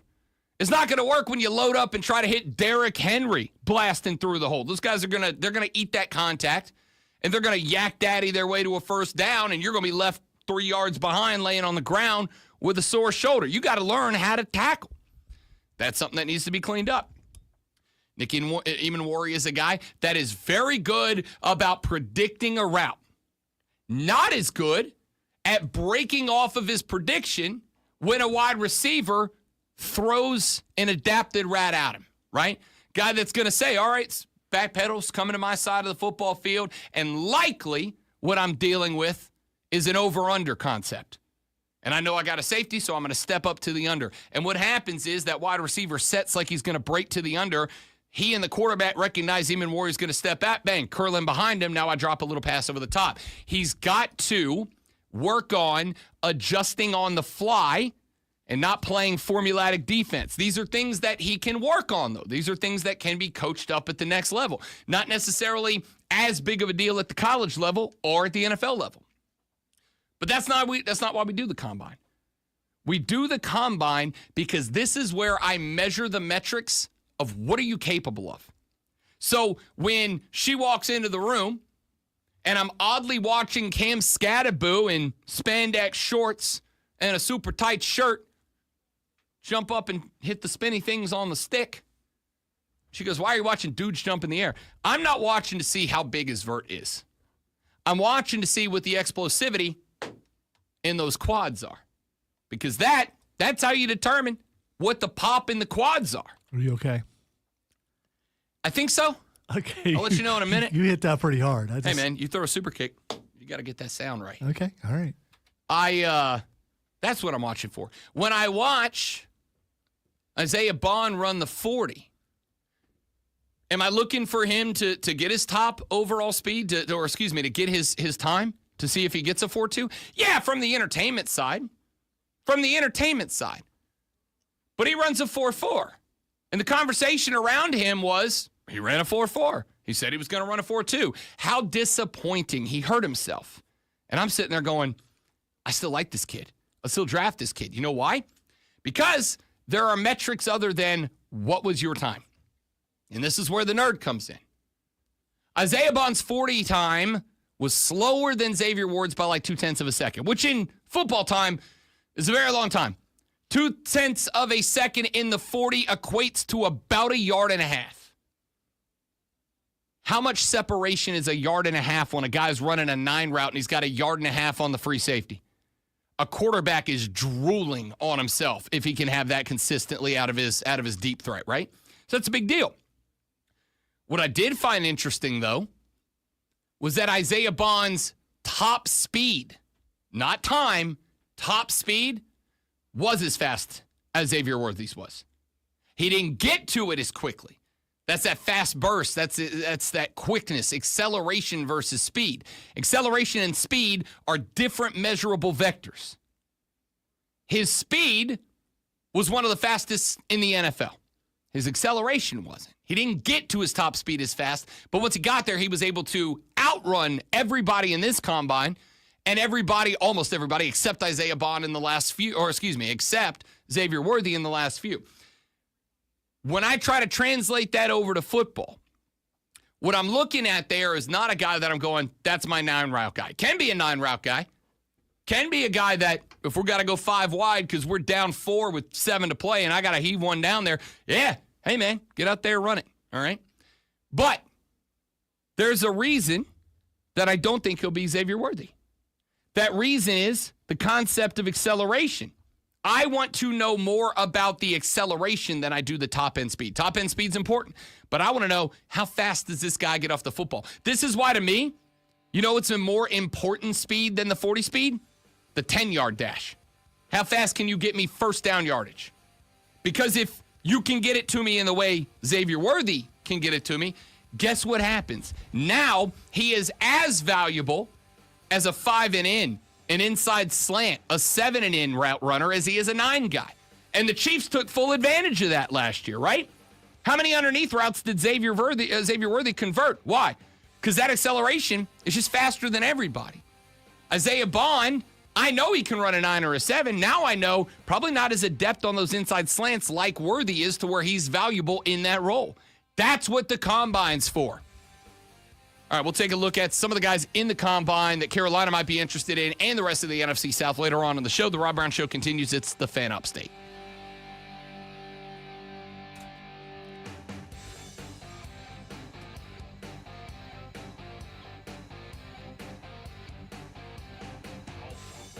Hill still in the league. I feel like we've been saying Al Horford's still in the league for like 5 years. We'll be back as soon as I can find a thing because I gotta go. Yeah.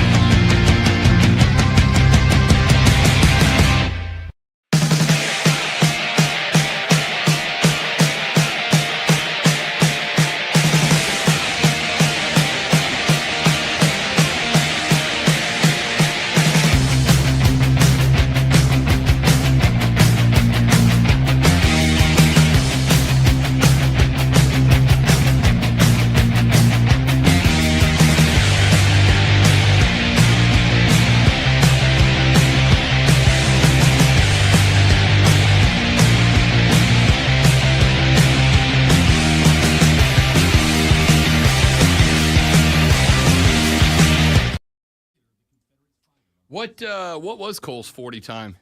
I'm saying 5. I'll give him 5.9. I think he could break a 6-second 40. Again, I need a knee replacement, so I ain't in this. I can barely walk.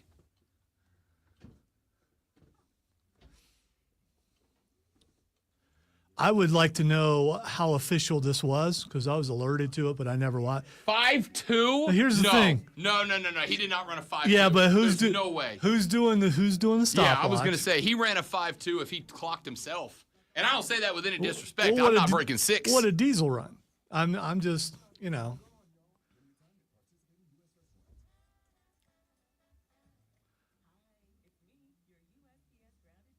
There's a lot of things factor into it and how they rope off 40 yards. Whose feet did they use? Because one person's feet's a little Was bit this a smaller. 40 yard or a 40 step? Yeah, and apparently they did it in the parking lot. Diesel 5.9. Okay. I believe that. I can get down with that. I don't know, man. But I ran like a 5.1 when I tried out for the 5.2? when I tried out for the Rhinos. So Okay, I don't even know how to address this. I'll start by saying this. I love Cole Bryson. I love Cole. He's my dog. He's my guy. I love Diesel. That's my guy. Love the boys from Wire to Wire every afternoon from 3 to 7 here on the Fan Upstate. And I will say this as the second thing. I don't think I'm faster than either one of these cats, all right? I think they would both outrun me today. I have not done any sort of genuine, sprinting in a very long time. I've played some basketball, but I'm not a runner in basketball. Played some soccer, not a runner in soccer. I'm a goalie. I'm a big man at the 5. I don't run. all right, all of us in our prime, I outrun every single one of you. They don't. Yeah, I do. They don't. Without a doubt. What's your best 40? A 4.9. Yeah, but I was could have a been faster. 4.84. I know, and I'm going to beat you just out of sheer adrenaline. No. You're Yeah, not. for sure. No, you're not. Because there's no way you're No, you're beating not. me. You were an offensive lineman, dog. I was a wide receiver. So? You weren't beating me at your best. Really, Rob? At you your just- best. you Not just pointed faster out- than me. You just, You'd have beat my ass, but you wouldn't outrun by me. the way, you just pointed out you were a tenth of a second faster than me, and you're You a said wide a receiver. You said a 4.9 what? a 4.9. Yeah, it was a 4.84. That's okay, the not even a difference. tenth of a second. All right, so That's faster. yeah, it is faster. You're but not outrunning me. You're missing the point. You were a receiver, and I was a lineman, Right. and you barely are faster than me.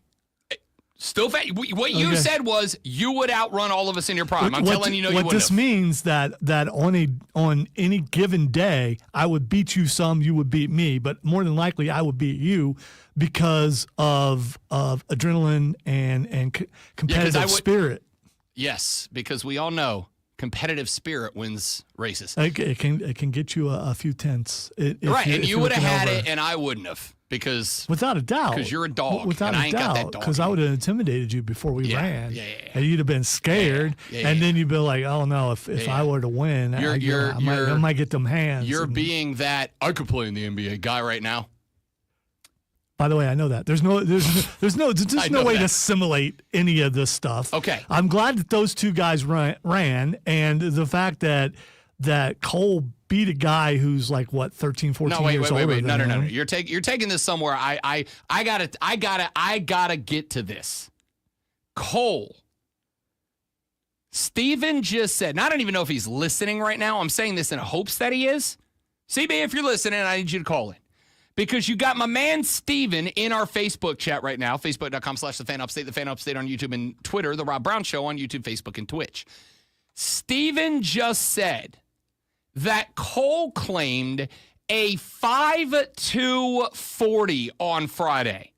And I am here to say, as somebody who, again, loves Cole Bryson, absolutely not. There's no way in Hades Cole Bryson turned in a 5.240. There's no way. He said Diesel turned in a 5.9. I can accept a 5.9. I can accept a 5.9 from Diesel. Diesel's built for distance, not for speed. I can accept a 5.9. There's no world Cole Bryson ran a 5.2. No world. Now, I will tell you, I was working on Friday, so I didn't get to. Ordinarily, I listen to Wire to Wire for at least an hour a day. I'm sitting at the desk at the I bet office he's faster at the house. than that because they're running on pavement. They don't have. He's have not cleats. 5'2". He's probably faster than that for sure. I don't care if he was running on concrete with the wind behind him. He's not running a 5'2". There were active linebackers in the NFL draft combine who didn't run a 5'2". Do you think he was wearing an Arizona Cardinal jersey when he was running? I don't care what he was wearing, how he was dressed, what the environment was. There's no word. And I say, again, with all the Taylor Swift heart hand emoji love in the world, there's no world he turned in a 5'2". Who timed this? I'm guessing they timed each other. Well, then I got to tell you. I'm guessing that. I don't know, but I'm guessing. I got to tell you.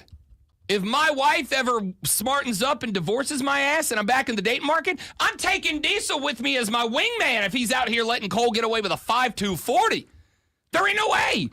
And again, if they didn't run against each other, it's not the same. I mean, because if you're looking over and that guy's right next, you're going to find a little bit of something extra. I'm going to drop it right now. Buddy, I don't care if Cole Bryson was running for $1 million check. He didn't run a 5'2". Buddy. There's no way. Listen, again, I say this with love and admiration for Steven a young brought up man. a good point. The wind was blowing really hard Friday. I don't care. I don't care if he was running in a hurricane that was all pushing behind him. They're saying Rob Jones timed it.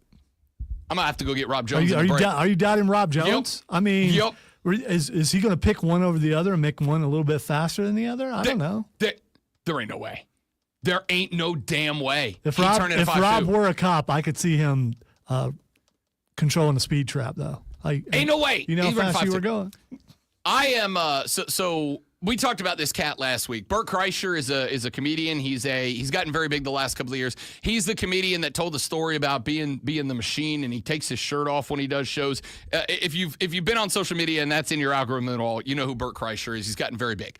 Kreischer is very interesting because Bert Kreischer is this like big fat dude that if you saw him out in public, you'd be like, I could take that guy. Bert Kreischer did a couple of months ago a workout with the Philadelphia Eagles offensive line. Jason Kelce was there. And they put him on the bench press, and he was like, throw like 420 or some ridiculous ass number on the bar. And the boys on the Philly O-line were like, ain't no way.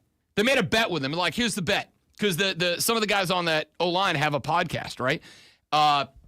They made a bet with him. They're like, if you can get this up, we will mention your pod on our pod every day for like a month. But if you can't, you got to mention our pod on your pod every day for a month. And Bert Kreischer was like, yeah, no worries.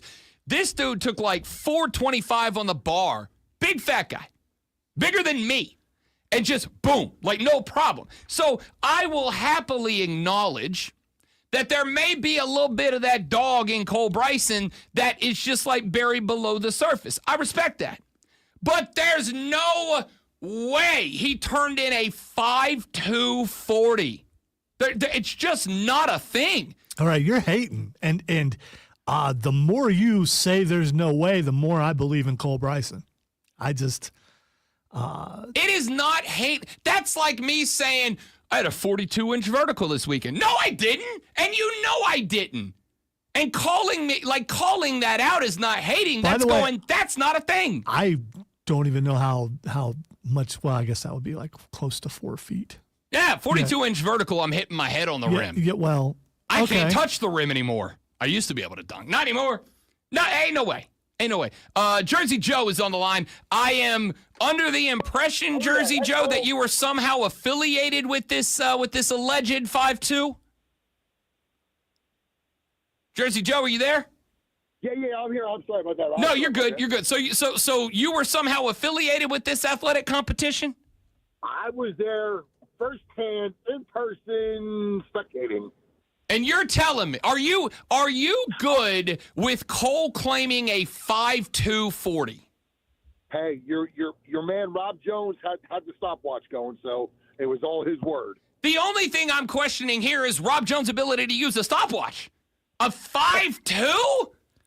But Cole did take his shirt off, though, so he was bare-chested when he ran. I mean, listen, I respect it. Wait, what? I don't want to see that. But Listen, I want video footage. by the way, All right? I we want can- documentation. Rob, we can get video footage. They did it outside. We got cameras. I'm outside. going to get it right now. I mean, Chris can pull that footage. We can time it ourselves. As long as he stays in frame, we can find out if it was a real 5'2". Joe, were you there or were you listening when it happened? No, I was live and in person. Okay. Was it a 5'2"? According to Rob Jones. No, that's not what I asked you, Joe. Did you see a 5'2"? Did you see a guy and go, okay, he's threatening What, a do you 5? expect Joe to have his stopwatch out too? Is that what you expected? No, He was there to watch the show, okay, man. I'm saying when I watch a dude, I can get close. I can go, that's not a 5. That's not a 5'5". That's a 6. I can when Eisen runs, I can tell you that's a 6. You're telling me he outperformed Rich Eisen? He had some good form. He had the arms pumping, everything. April on the stream says they streamed it, so we could actually find it on the stream. Oh, I'm literally looking at the Fan Upstates page right now. I am going back to Friday's show to find it. Why are you offended? You should be like, yeah, one of our guys ran a 5'2". I mean, why does that bother you? What bothers me, I think, is that he's claiming a 5'2". There's no way. The youngest guy on the station runs the fastest. Woo, surprise. 5'2".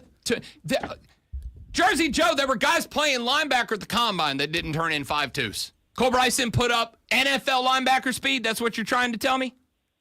Yeah, I guess he did. I'm going to find the video. I tell you what, Diesel wasn't too far behind him. According to Steven, Diesel ran a 5'9". That is a 0.7 of a second split. I believe Diesel's a 5'9". If you'd have told me Diesel and Cole both ran 5'7s, I would have accepted that. A 5'2" is... If Cole Bryson ran a 5'2", I'm saying this part I will say very sincerely, Joe. If Cole Bryson ran a 5'2", I will come back this afternoon and shake that man's hand because the athletic prowess would be off the charts. I love Cole. I don't believe it. Not for a second. I do. I believe it. I believe he would have been faster if he had cleats on. Then 5'2"? Yeah.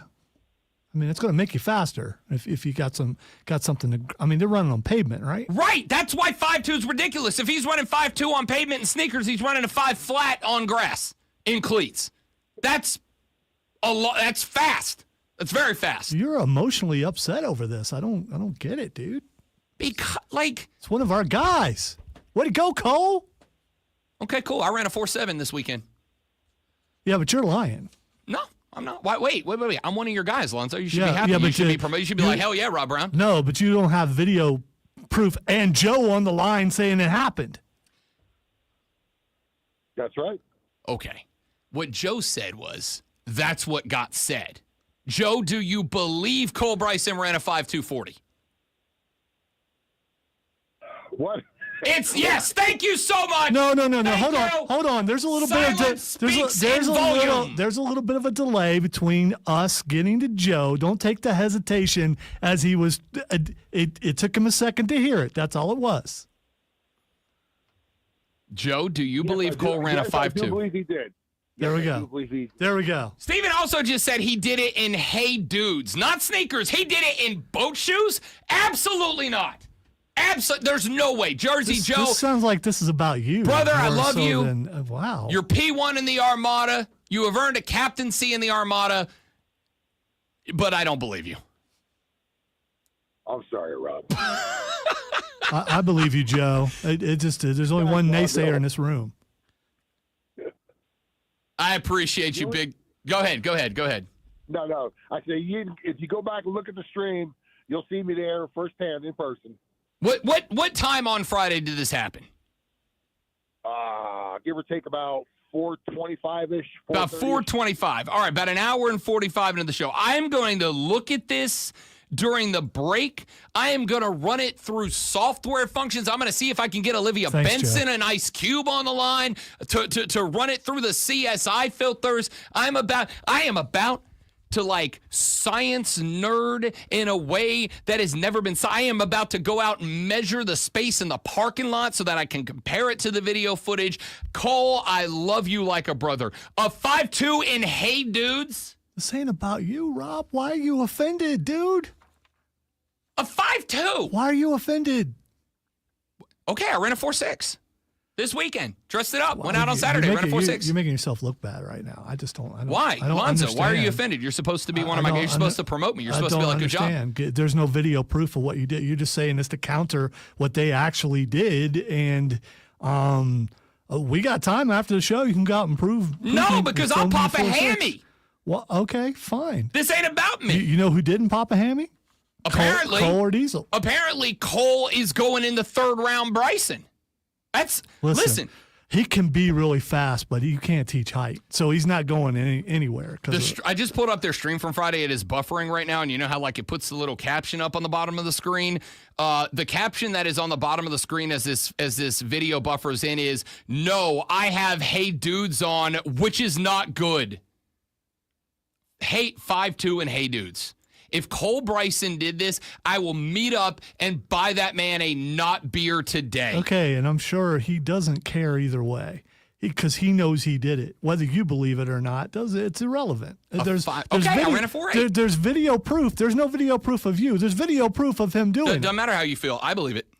That's Video proof. So you 5'2". are denying actual evidence. I haven't seen it yet. I'm working on that right now. Mm-hmm. Yeah, because all our video has been known to buffer a really long time. Way to go, you. Hang on, Why don't you just introduce the Sports Flash? Because I'm getting called out now, and you know how Well, that goes. we don't have time for that. We could do it in the next hour. Spinny buffering circle of death right there. Sports Flash. Lonzo's going to do the Sports Flash in 5'2". 4-9. The Clemson Tiger baseball team finished off a 3-game sweep of the Carolina Gamecocks with an 8-2 victory yesterday in Columbia. Jaron Purify, whatever, was the only Tiger with multiple hits going 2 for 4. You all heard the meow, didn't you? With an RBI, but Clemson limited the Gamecocks to just 5 hits and 1 RBI. South Carolina drops to 9-3 on the season, while Clemson improves to 10-1. South Carolina women's basketball team claimed a share of the SEC regular season title with a 78-66 win over Kentucky yesterday. Tessa Johnson had 16 off the bench, while Tiana Papao led the starters with 13, and Chloe Kitts added 12 and 10 rebounds. Make sure you tune in this Saturday at 8 p.m. as the Furman Paladins take on the Sanford Bulldogs in the first round of the SoCon basketball tournament. It's Furman versus Sanford right here on your home for Furman Paladins basketball. The Fan. Upstate.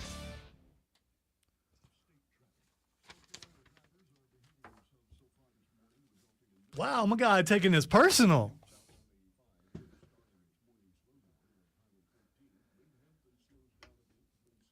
I'm good. The only thing that I'm curious about is accurate measurement.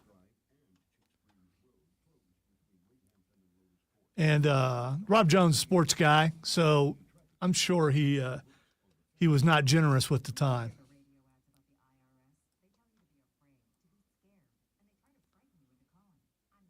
He's the assistant news director. You're not going to, he's got integrity. You don't get that title without some integrity. So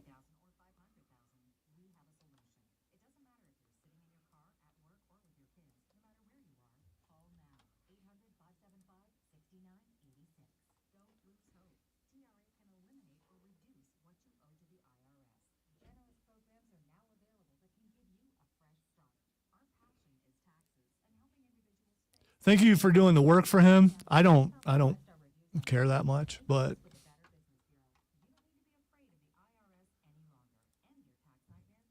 I'm proud of my of my brothers, of my fellow guys here on the station. April put up the exact time to look for on there on the video that you can go to and see them run. It's still loading. Where are you loading it from? Facebook. I have to go to the YouTube page. Or you could have just, anyway, could have went on StreamYard and just grabbed it from there because it hasn't been deleted yet. Open up a separate StreamYard window and, I mean, if that's what you wanted, I mean, it probably would have been easier to do that.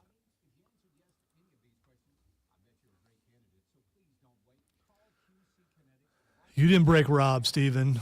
Rob broke Rob. I got it. Yeah, we all know.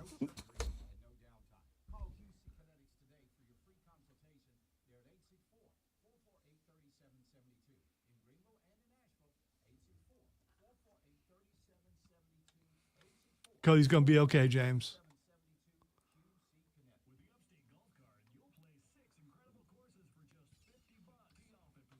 I think the real question, James, is Cena the only corporate guy? Will there be more? CM Punk really wants to be at WrestleMania. Got your stopwatch out?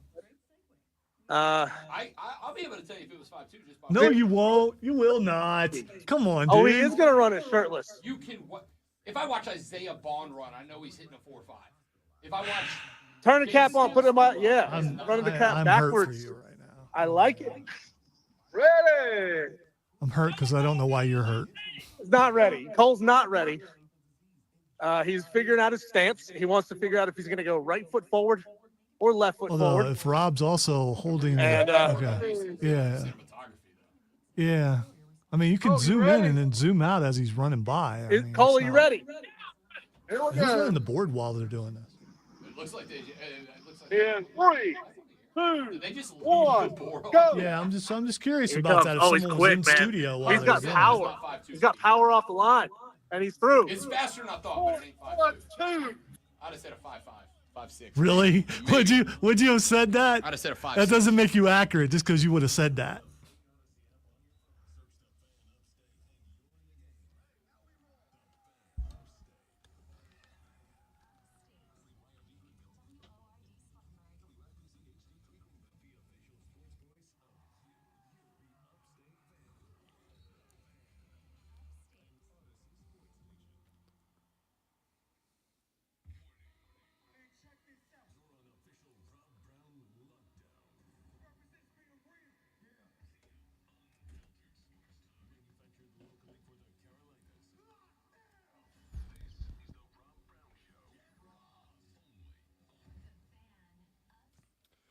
JD said Steven saying Diesel ran a 5.9 is wildly inaccurate. Pretty sure it was a 5.4.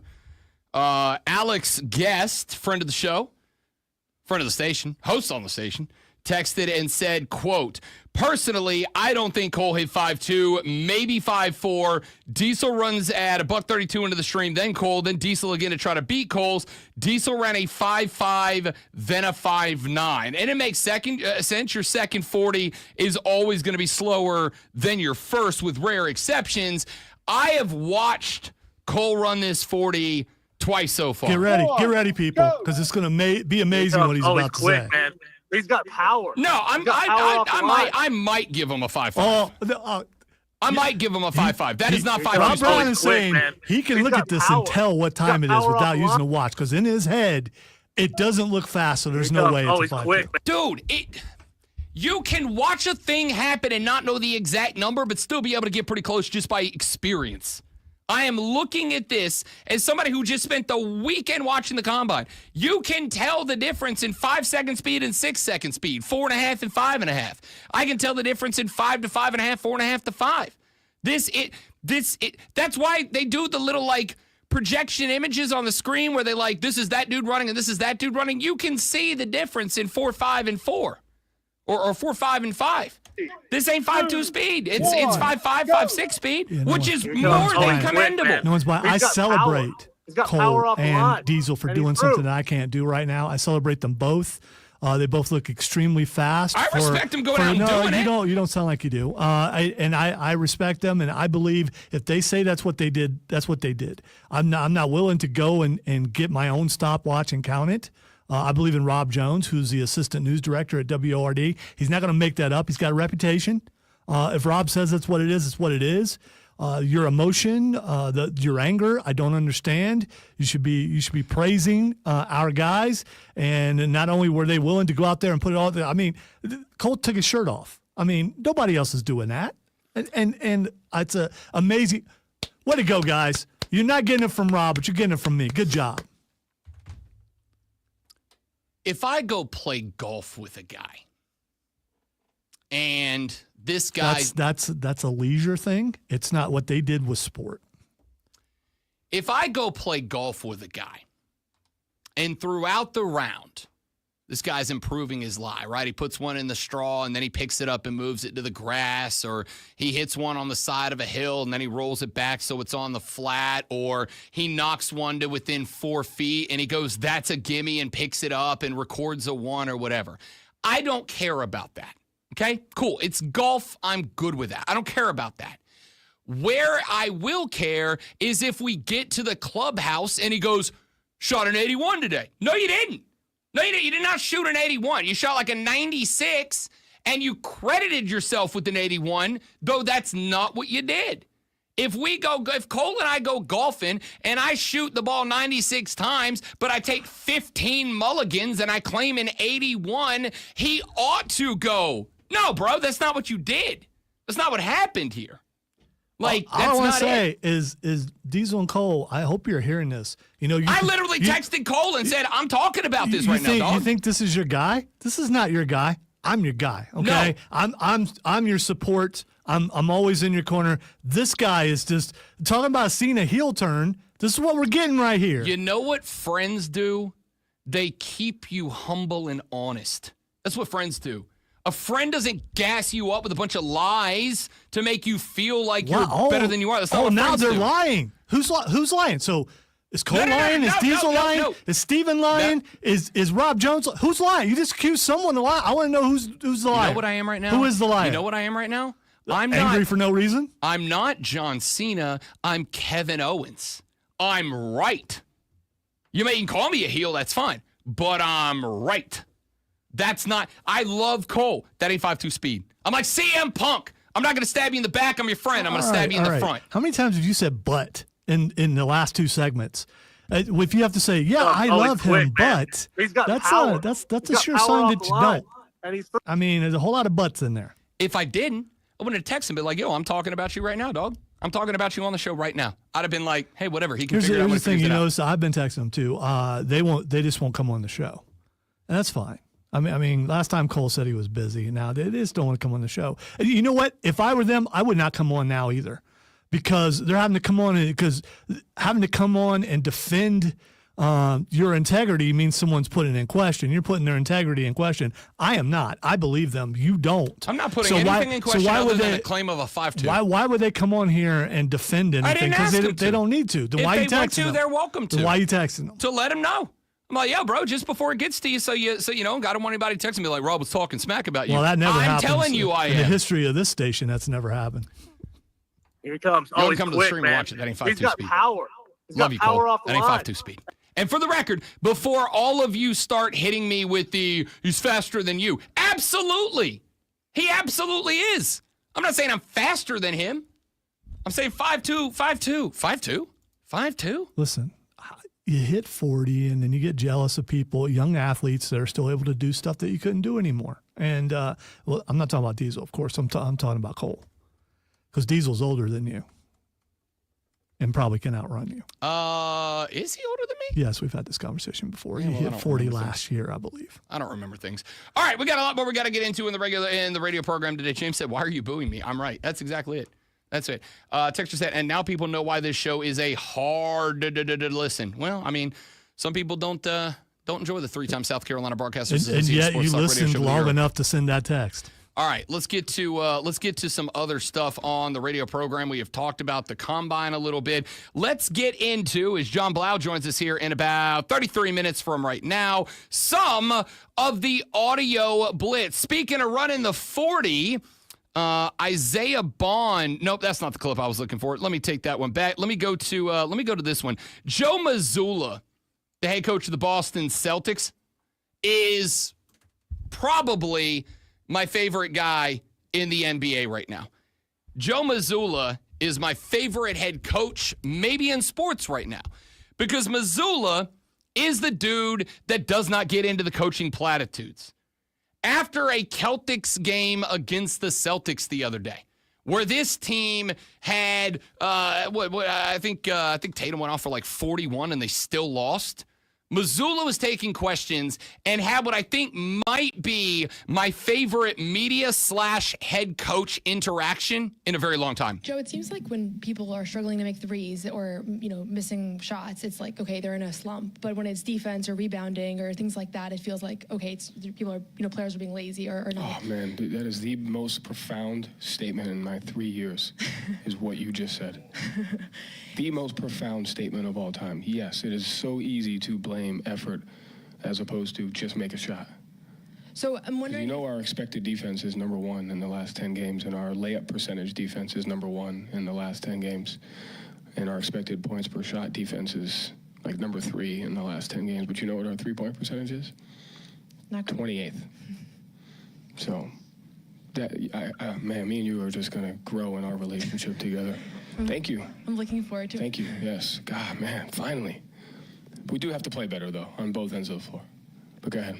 You kind of answered it, but I was just wondering if you feel like maybe that sometimes that can be overlooked as like you're not in sync on other ends of the floor. Like maybe you're trying to get rebounds, but you're just not, you're out of rhythm or that sort of thing. Let me be very clear. There's 10 to 12 possessions a game where we absolutely have to be better on the defensive end of the floor. I want to make sure I'm 100% clear of that, but it is very, very easy when things aren't going well to blame defense, effort, and it's very, very hard to let your brain or your heart rest in. We just got to be better offensively, and so you have to fight those two things. But it's we got to be better on both ends of the floor. But you just, like I said, most profound statement in 3 years. I love that. I love everything so about many that interaction. HR violations in that whole thing. The interaction between the two, I was uncomfortable. Why? I was very it was flirtatious. I don't think it was flirtatious at all. I mean, I don't know if he's married or not, but probably. And if a man asked the question and he responded the same way, would you say it was flirtatious? It was uncomfortable. It could be. No. It absolutely could be. That was a head coach that was pointing out. He was kind of talking down to her a little bit. Yeah. What are you talking about? He was. He literally just said, I've been here 3 years. That's the most profound question I've gotten in 3 years. Yeah. And here's the other thing. The fact that he destroyed the media and you didn't go at him. Because he's right. Mm-hmm. Okay. Because he's right.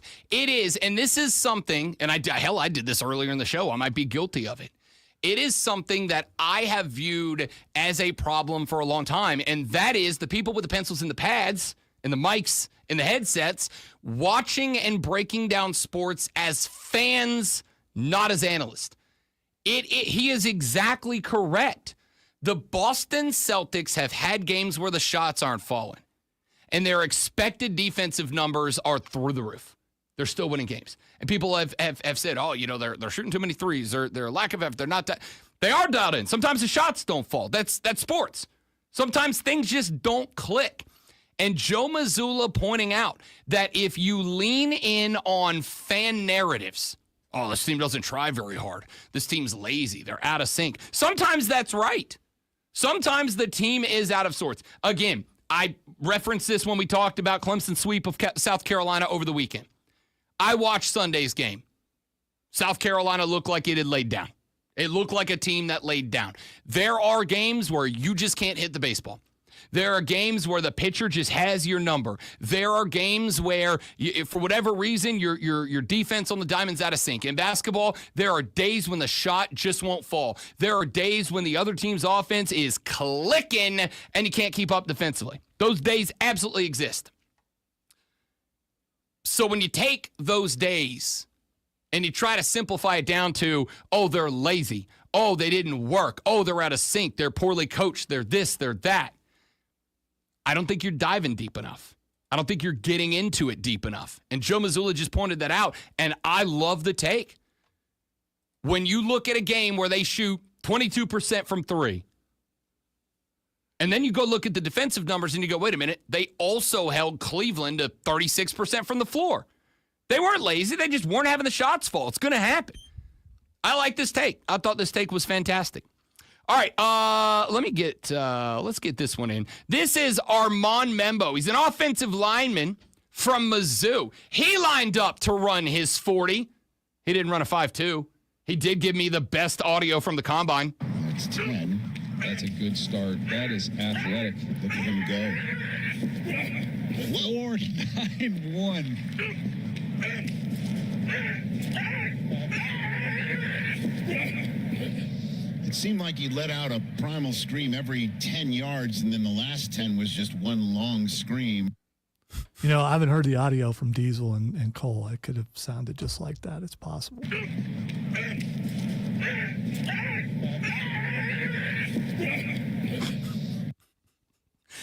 I'm pulling for this guy.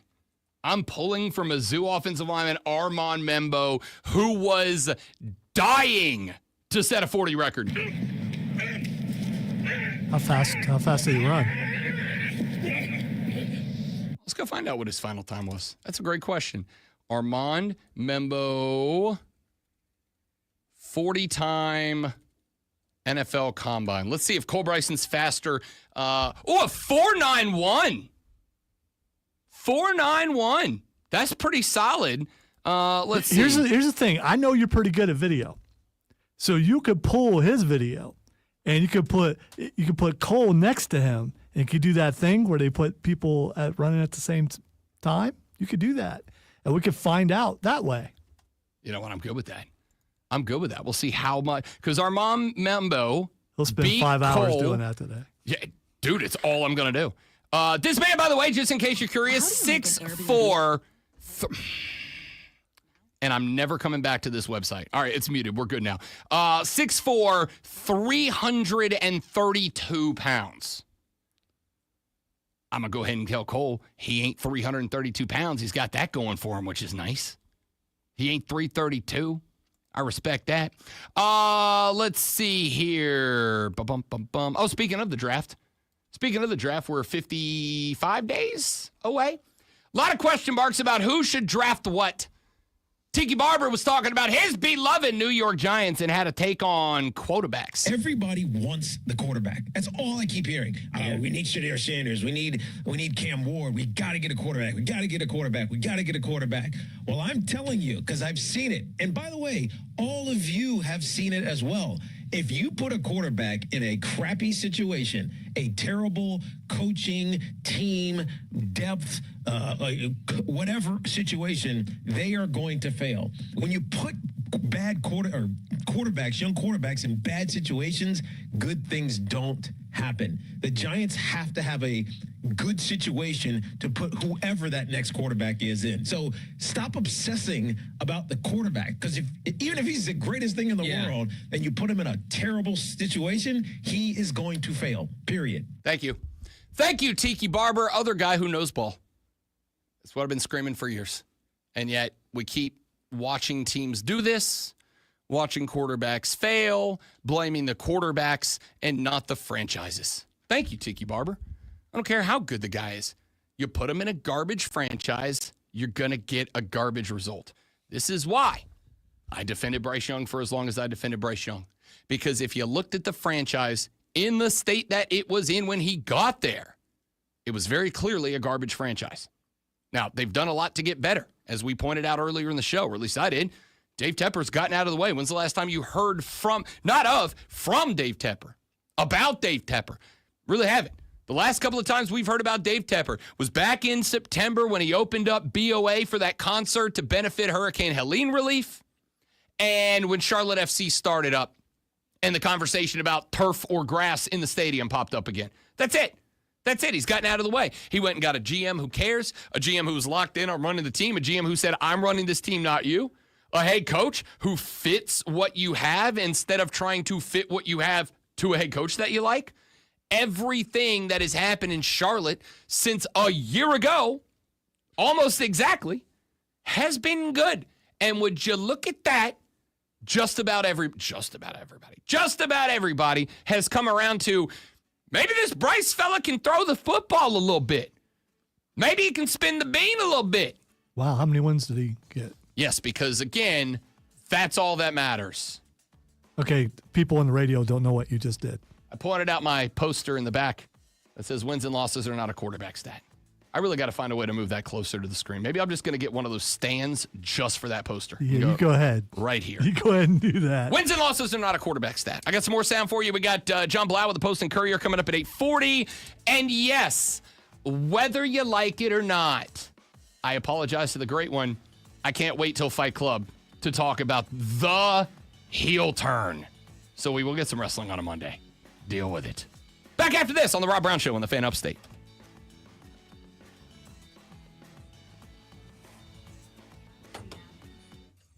I like that little groove. That was tasty. It's called Round Up the Cardigan. It's very, you know what? Okay. It was a little, I would say, early Weezerish. Or maybe it was more like Taylor Swift. I don't know, because Cardigan, Taylor Swift, I don't. No, if it was a WrestleMania sign, obviously, James, it would be up higher.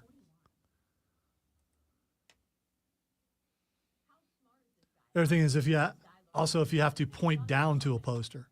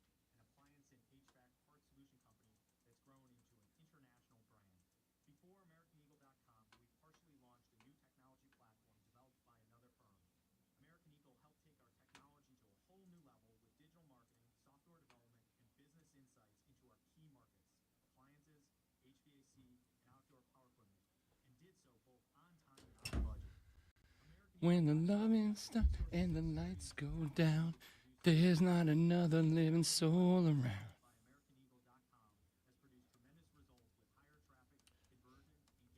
Okay, that one's more out of the blue than anything you've been doing.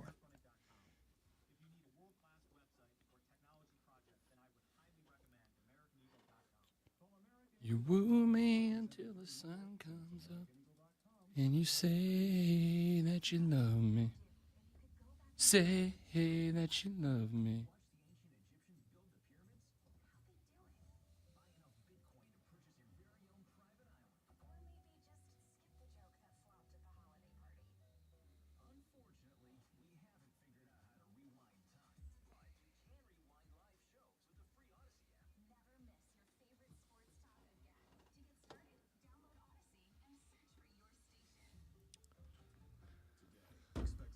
Today.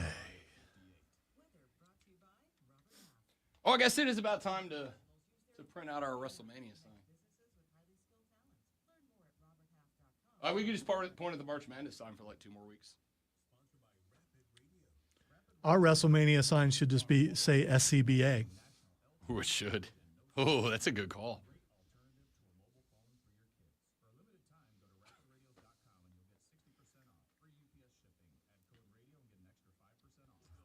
Not even the same band, Kane.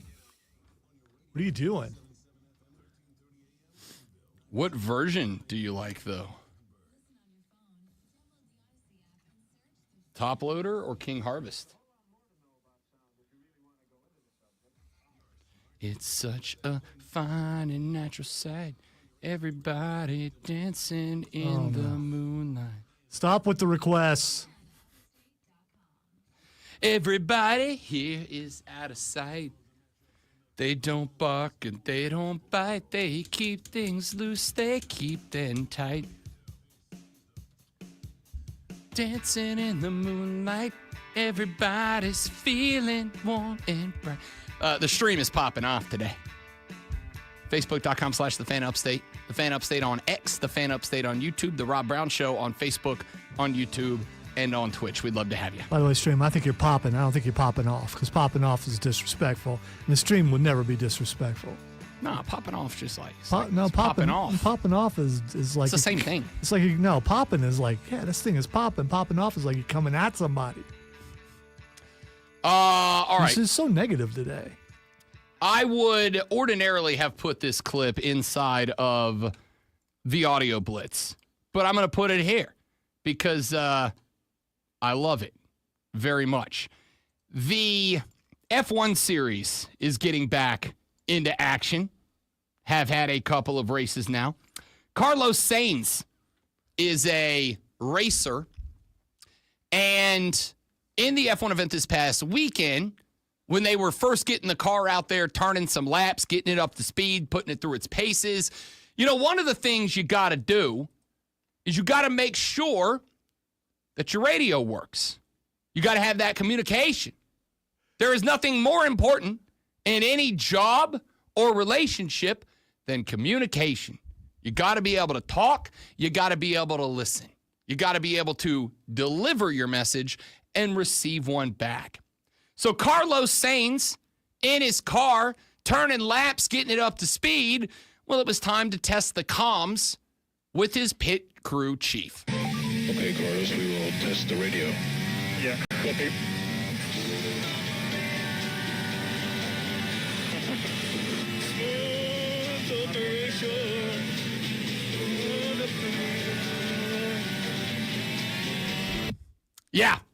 Yeah, to test the comms, they played Carlos Sainz, a little smooth operator.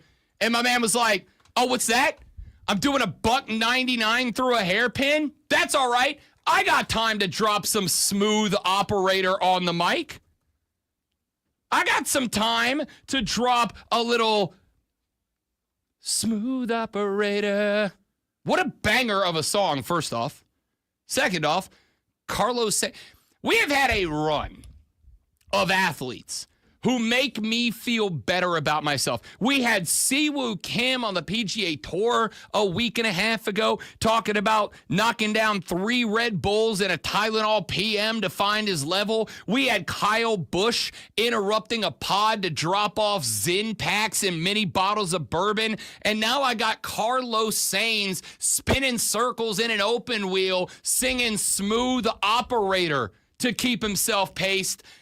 I got to tell you, I went into last week thinking like, all right, about to turn 40. It's all on the downhill. I'm out of my prime. I'm past my peak. I'm never going to be the same guy. But I got golfers on Red Bull and Tylenol PM. I got NASCAR driver on Zyn and bourbon. And now I got Carlos Sainz spinning it down I-385 to Smooth Operator. Maybe I'm okay. Hey, Rob, where's the H in shot A? I've never been able to find it. I don't know. That's not the sound I was looking for. This is Slade. So good. So good. I don't think I'll ever not laugh at that. So good, man. Well done, Carlos Sainz. Didn't just take the Smooth Operator and let it play to test the radio. No. My man was like, oh, what's that? Time to shine? There's some kids out there listening right now. They don't know that song. Smooth Operator. It's on Spotify, kids. Go find it, all right? It's going to change your world for the better. One of those songs. That's on that list. There's like a list of songs. Coast to coast, LA to Chicago. That Love for Sale. If that song comes on, Rob Brown experiences a heightened mood. Wait, is she singing about a gigolo? I don't even know. I'm going to be honest with you. I mean, I obviously she's singing about a dude. Yeah, but Coast to Coast, LA to Chicago, Love for Sale. That just sounds like it might be a gigolo. I don't know. Let's see. Now I'm just reading over I'm just skimming over the lyrics. Diamond Life, Lover Boy, we move in space with minimum waste and maximum joy.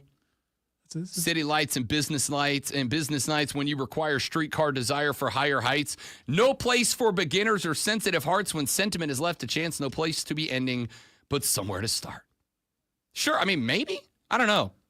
I think maybe she's just singing about a dude that like... You skipped the chorus, though. The chasing. chorus is the part where it sounds like she's talking about him being a gigolo. No need to ask. He's a smooth operator. I don't know. I don't know is the answer. Here's what I know. It's kind of like You know, there's a lot of those songs that, like, they're about something that you're like, I probably shouldn't be so happy and upbeat about this particular topic going on, but it's so damn catchy. I can't help myself. If Smooth Operator You mean drops. like when Reba McEntire sold her daughter into Fancy prostitution? First off, no. Reba was the daughter in that song. Okay, my bad. She was fancy. My bad. Okay, all right. It was still about prostitution, though. Don't let your family down. I didn't say it wasn't. I just said it's iconic, man. That's all. That's all. Smooth Operator's on that list of songs that if it comes on, I don't tell you, I'm in a good mood. I'm in a good mood. How can you not be? It's Queen's Don't Stop Me Now. It's AC/DC Shoot to Thrill. Okay, you got me there. It's I Can See Clearly Now. The Rain Is Gone. I Can See All Obstacles in My Way. By who? I don't remember. Yeah, me either. Some guy. Doesn't matter. Song's a banger. All right? So good on Carlos Sainz for going, you got Smooth Operator and I got a mic. How about the world's fastest karaoke?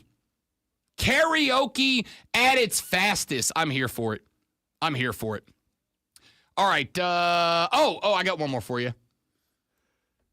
Remember a couple months ago, we had college football bowl season going on. The Colorado Buffaloes made themselves a bowl game this year. Shedeur Sanders showed up to play in that bowl game, and Shedeur Sanders, when he came out in that bowl game, was rocking a specialty pair of signature cleats. Those cleats were New York Giants cleats.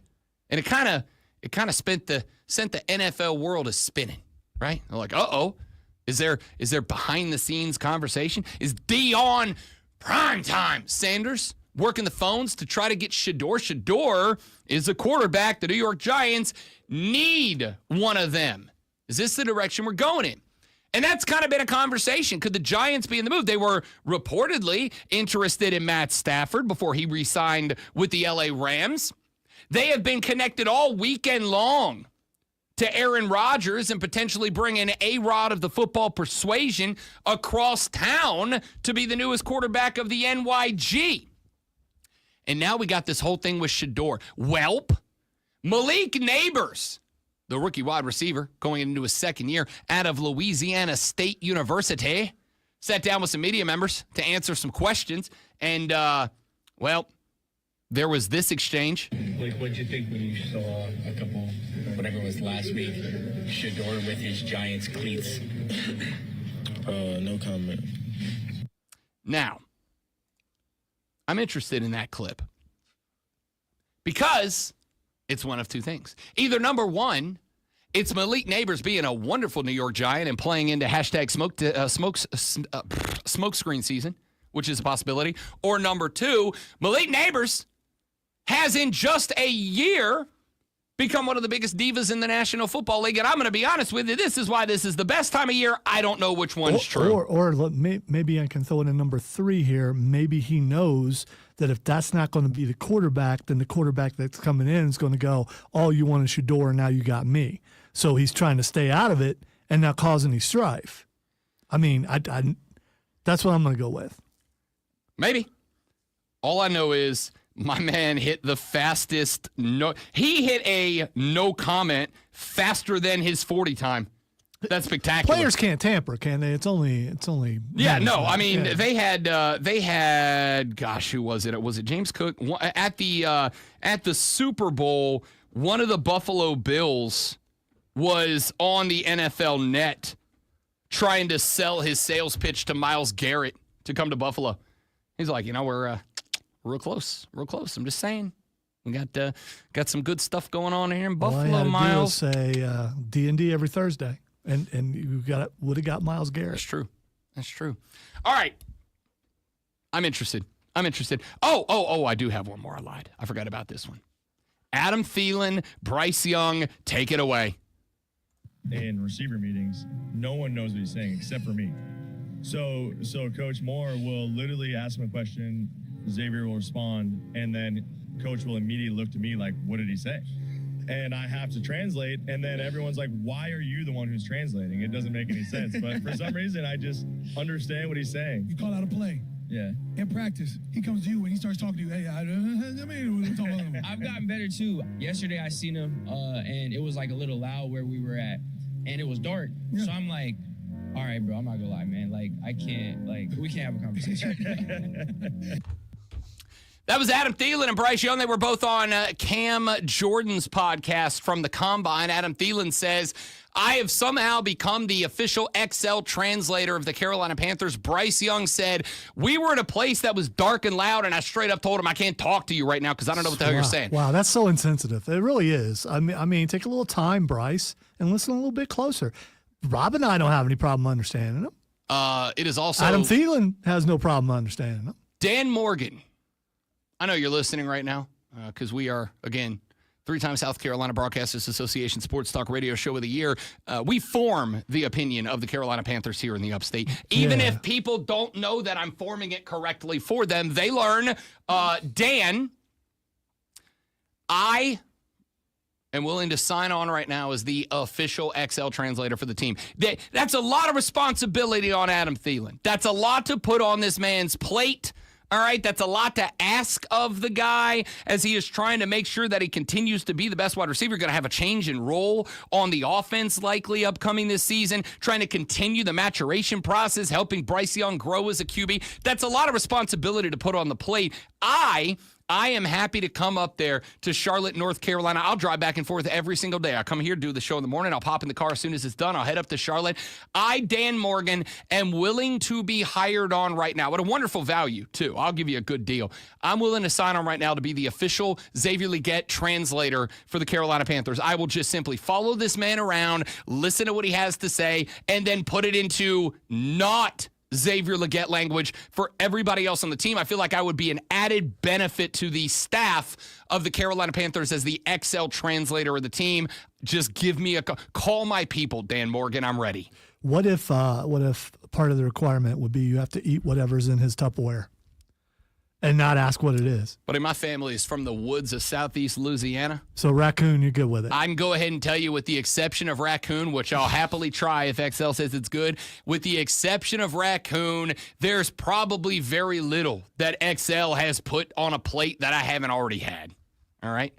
I eat boudin regularly. I'm here.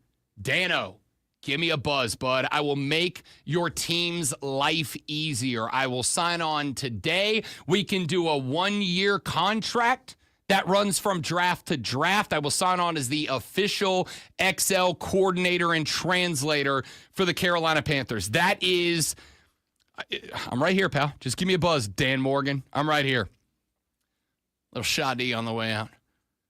I almost want to talk to the chorus just to make sure we get there because, like, this song puts me in a good mood. When we come back, John Blau of the Post-and-Courier joins us. We'll talk about Clemson basketball. Just one game left on the regular season before we get to the ACC tournament. Clemson baseball sweeps the Gamecocks of South Carolina. We'll check in with his thoughts on the baseball weekend and more. All of that coming up after Shadi talks to us a little bit more on the Rob Brown Show and the Fan Upstate.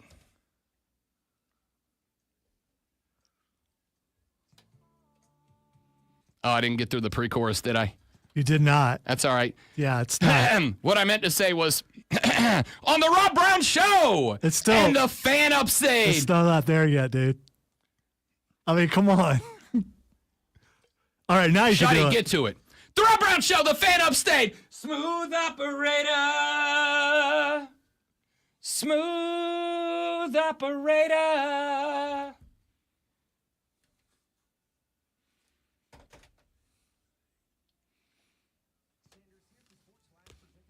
100% I'm getting a phone call about that.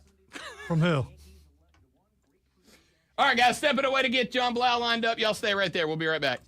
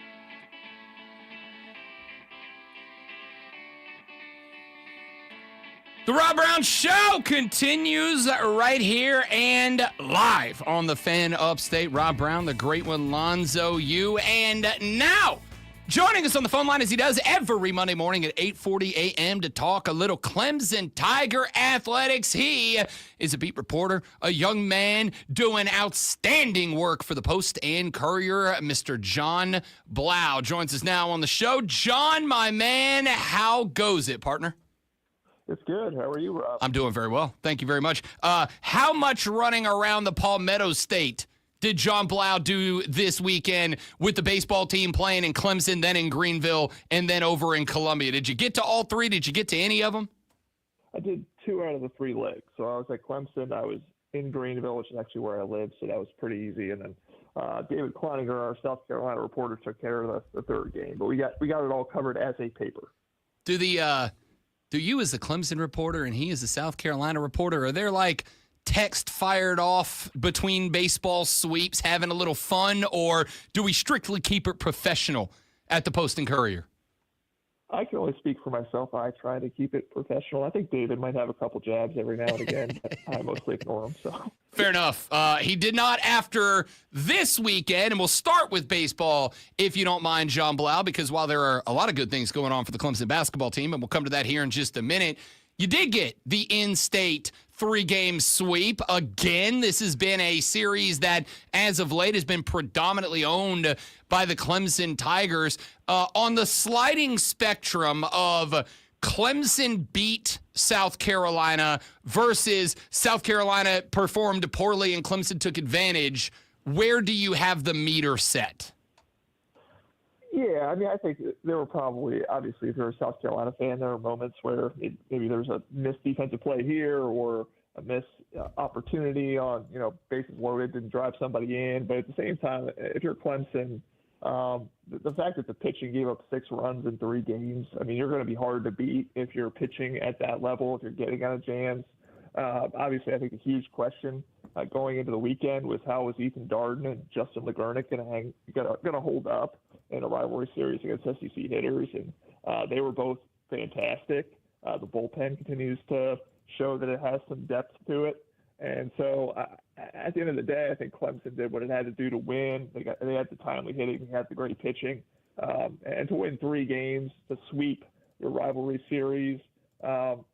Baseball, you're bound to drop 1 game here or there, even if you win the series. To sweep is a pretty big statement. I mean, it shows that you're a pretty strong team, and that more times than not, you're gonna figure out a way to come out on top. And this weekend, it was the pitching just being outstanding. I do not disagree with that at all. One of the things that we talked about more from the Carolina perspective earlier was I have some questions, and I'll handle this on a different segment, about Paul Mainieri coming in at 73 years old, been out of the game for a little while, and his ability to communicate with the young men, especially in year number 1 in that locker room. On the flip side, Erik Bakich is kind of the exact opposite. I'm watching my man out there on the mound during a Savannah Bananas exhibition with his shirt off, looking yoked as hell, dancing with the fellas. And I said on this show the next day, John, I'm like, that's the type of dude that kids want to play for. That's the type of dude that gets the fellas excited, that people want to be around. And I thought this weekend you saw that enthusiasm, that passion out of a Clemson baseball team that was playing as much for pride on the front of the shirt as anything else. Talk to me a little bit about what this team feels like with him as its leader so far early in this season. Yeah, I think it was Paul Mainieri was actually saying that I think there was a joke about the coaches of South Carolina and Clemson. He almost thought they were going to fight each other. I think Mainieri said something like, have you seen Erik Bakich? Like, I wouldn't want to fight that guy. I'm like, again, close to 70 or whatever. And so, yeah, no, he definitely brings a certain intensity, focus, passion. You saw it. He talks about playing on the playground, that we're out there, we're just going to kind of let it hang loose. You saw it in that second game where Cam Catarella drives in a run, and they're bringing him all the way from second around third to home on a swinging bunt by Luke Gaffney. I mean, they do stuff. They really push the limits. They're very aggressive, and they just seem to, again, to in moments where other teams might fold, they kind of really bear down, they get the timely hits, they get the outs they need to get, and that's from Backus. He really talks about the mental side of the game.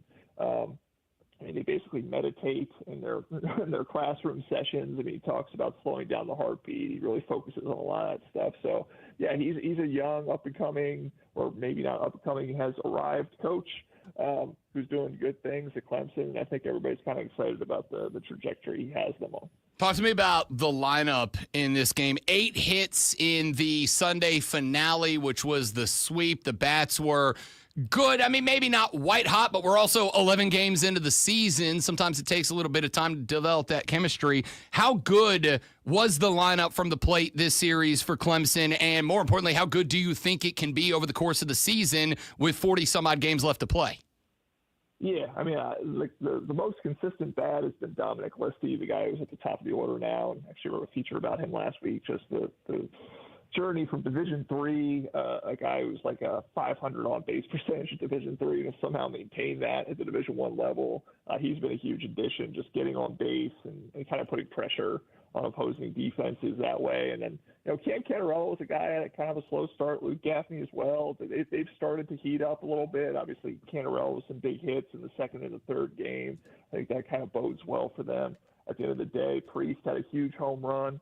The Michigan transfer, he's been a little up and down, but, the up moments have been really big, particularly yesterday. So it seems like it's all kind of rounding into shape. They're still kind of moving some pieces around in the order, trying to figure it out because, Eric Backus came into the year saying he thought he had about, 12, 13 hitters, and obviously you can only play about 9, or literally only 9 each game. So it's a lineup that, that has not been hitting for power as much as last year. I don't know if they have the same amount of power, but I don't know if they need it. They have so many guys who can get on base, so many guys that any given day are going to be able to get the clutch hit. So I think right now it looks pretty good. Again, it wasn't overpowering until that last game where they kind of pulled away. But as long as they're pitching the way they're pitching right now, they should have more than enough lineup to win games. John Blau from the Post and Courier joining us here and every Monday at 8:40 on the Rob Brown Show. Just 7 games, John Blau, until the ACC season starts off March 14th with a 3-game set against Notre Dame, 2 against the Citadel. Then it's Wake Forest, Coastal Carolina. We are starting to line them up just a couple of weeks from now. What do you want to see out of this program between here and that conference opener against Notre Dame? Yeah, just like I was saying, the shifting of the lineup, just seeing them kind of land on a consistent, 9 and, rotate a little bit from there. I think they're trying to figure out between Andrew Chufo, Josh Pano, Tristan McClatty, who that infield should be. They've moved Pano around from third to shortstop to get McClatty in. They've moved McClatty to right field sometimes, and Tristan Becerra is in there. They kind of have to figure out between those 3 or 4 bats kind of who the best ones are. That's going to be an interesting thing. And then also just continuing to see that pitching staff continue to build out. Michael Gillen, a transfer from Seton Hall they really like. Haven't seen him yet. He's had back issues. If he gets back, kind of what does that look like? What does he add? Because right now, again, with Mason Dvorsky, Joe Allen, Drew Titsworth, Malstead, Reed Garris, they really seem to have a pretty deep pitching staff, and it might only get deeper. So it'll be interesting to see what happens when and if he comes back. Let's flip over to basketball here for just a few minutes. John Blau from the Post and Courier joining us here and every Monday at 8:40 to talk Clemson basketball, baseball, football, soccer, whatever we get to. 71-58 win over the Virginia Cavaliers was never really in doubt in the second half. Trailed by 5 at the half, John Blau, but then outscored Virginia by what? I think like 28 in the second half. Just ran away in. Shefflin 21 points on 8 of 11 from the floor. The Tigers shooting almost 48% from the floor. What was it that stood out about this game, the penultimate game in the regular season for the Tigers? Just the way Ian Shefflin continues to play. I mean, that's a guy who is battling through leg issues, back spasms, all kinds of stuff, and they were kind of letting him just be, again, it's almost defensive to call him the glue guy because he's got more skill than that, but he was almost kind of reverting to that role a little bit because he didn't have quite the juice he wasn't 100% healthy, and it seems like he's 100% healthy again. And back-to-back games with 20+ points for him. I think he had a double-double yesterday or 2 days ago as well. And so having him back in the mix, it really makes them dangerous because, you're not leaning as much. I think Chase Hunter had kind of a down game again. I think he's been dealing with a calf strain. But they were able to get through it because they have Ian Shefflin and, as Dabo Swinney now calls him, the Loch Ness monster. The interior guys are really picking up the slack right now. So that's what's impressive. It's just that they're showing they have such versatility and who can score. And obviously, if they maintain the level of defense that they play, they should be really hard to beat. 2 games left at Boston College coming up on Wednesday, back home against Virginia Tech. Obviously, also keeping an eye on Louisville and Duke because a Cardinal loss and a Duke loss could end up being an outright conference win, could be a share of the conference. We'll see how all the tiebreakers and all that shake out, John Blau. But regardless of whether it's first, second, third in the ACC's regular season standing, catching a bye in the ACC tournament, are we going to be able to label this a successful regular season? I know we've won more ACC games than ever before, but does the success of the season have anything to do with the standings in the ACC tournament, or are we kind of turning the eyes towards March Madness already? Yeah, for me at least, it's turning the eyes to March Madness. Obviously it was a huge thing to go to the Elite Eight last year to have that program momentum, but you wanted to see them get back to the NCAA tournament to follow that up, and obviously replacing some huge pieces with PJ Hall and Joe Girard and some of those other guys, and to be able to bring those pieces back together, have a team that, like you said, won the most ACC games of any team. Clemson to be basically in the NCAA tournament. I think even if they lost these last couple games, I don't think they are. They didn't have a great showing in the NCAA tournament. They're probably, the ACC tournament, they're still probably making the NCAA tournament. So just getting back there, I think, is huge. And the way they're playing right now, the continuity, the momentum that they have, gives you hopes that they have a chance to make a run again. So I think, they've done a lot thus far. Obviously, they want to finish it and continue to do more. But for me, I think they've accomplished a heck of a lot already just with what they've done. John Blau from the Post and Courier joins us every Monday at 8:40. The next time we speak, we will know exactly where Clemson is seated in the ACC postseason tournament. My man, thank you very much. Go take a very well-deserved Monday afternoon siesta, sir. I will try. Thanks, Rob. That a boy, John Blau, Post and Courier. We appreciate his time this and every Monday here on the Rob Brown Show. When we come back, final hour of the show belongs to you. The phone line, 844-326-3663. The text line, 844-326-3663. What do you want Lonzo and I to get to talk about, to discuss, to answer? We're going to talk about LeBron's comments on being the face of the NBA. We are going to talk about the biggest heel turn in professional wrestling since 1994. In the final hour, that's all after the Hulk Hogan of Sports Flat, the John Cena of the Rock of Sport, the Steve Austin of Sports Flashes, Lonzo. I don't know if I'm going to go with the Shawn Michaels. Just a sexy boy. Exactly. South Carolina women's basketball team claimed a share of the SEC. He sounded like a Muppet.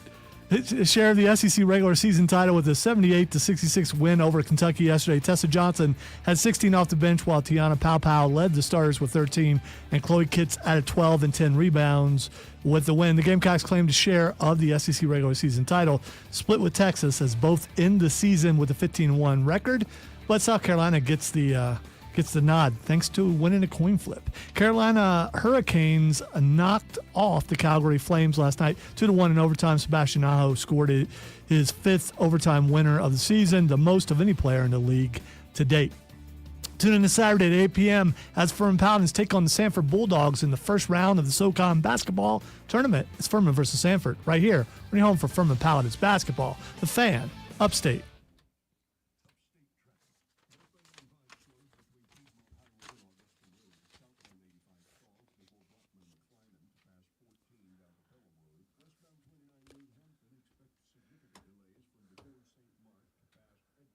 Right, exactly, James. He dove through that window trying to make Sean look bad. We all saw it. It didn't work.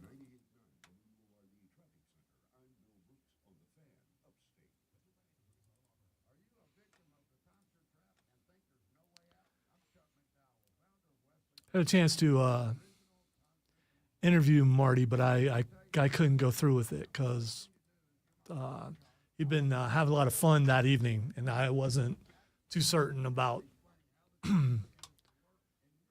how he would be on air. Just saying. Sometimes you gotta make those decisions, especially when you're live and in person somewhere.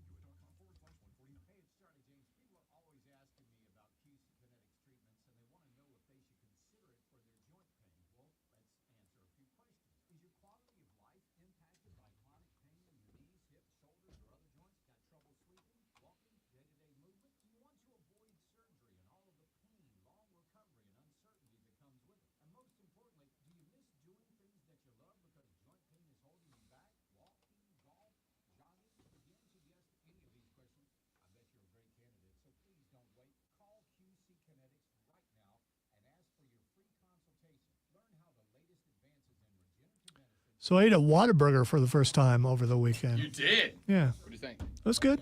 I mean, I don't know that it's what the hype is, but yeah, I think you have to eat somewhere more than once. But what I had was good. What'd you get? I got a avocado burger. Nice. You know, with all the guac talk Friday. I had to give me some avocado. More than fair. I'm a patty melt guy at the burger.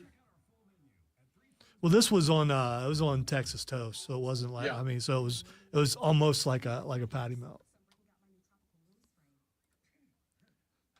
Cameron got something with jalapenos on it. Something with jalapeno bacon burger? It was a burger. Yeah, I couldn't remember it. It probably was that. Yeah. You liked it. Had some After Effects. Just saying. Happens to the best of us.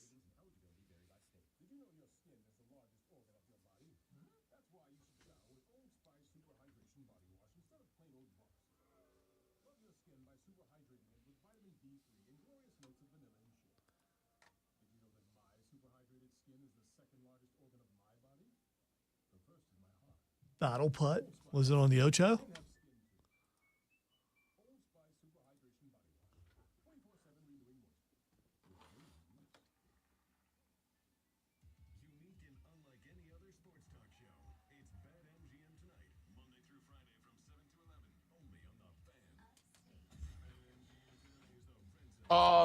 Okay, Trey, I think I've seen that before. It's like beer pong, but it's putting. It's like a long putting green with beer cup on the end, and when you knock one in a hole, you put a little piece to cover that part of the hole on. I have actually considered getting one of those for Greenville Triumph games. Yes, yeah, that's it. I think I might get one for the Triumph tailgates.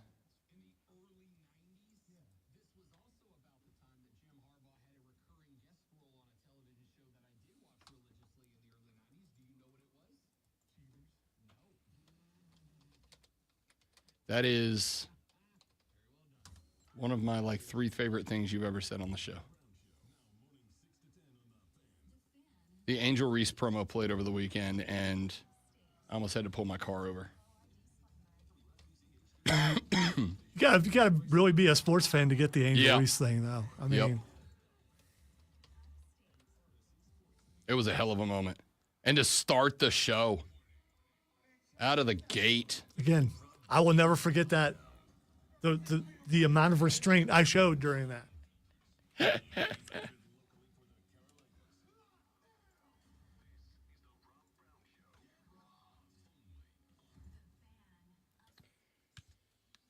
And off we go into the final hour of the Rob Brown Show right here on The Fan Upstate. Rob Brown, the great one, Lonzo, and you. 60 minutes separate us from not being on the air anymore. I was going to build it up more than that, but it's Monday. We got a lot of radio left. Well, not until tomorrow. It's not like you make it sound like this will be the final time that we would be on the air, unless you know something I don't know. I did. It's 2025, probably 11-ish years ago. I did a 24-hour takeover on my old station. I did Saturday from midnight to midnight on my old station as a charity event. Basically, it was kind of like, I got people to send an X amount of dollars for every hour I was going to do, and I did 24 straight hours. Now, I will be honest and say I was a bit liberal and sprinkling in a few minutes of break every now and then, but I did 24 hours, midnight to midnight, live on the air, and I said, after that, I'll just cut a check to charity myself from now on. I'm never doing that again. It was rough. By the end of that 24 hours, I did not sound great. It did not at all. I'd do it again. I don't want to, but I would. All right. I think, and I'm going to preface this with an apology to the great one for not waiting until Fight Club on Thursday, but I think we have to get to it. No, this is relevant.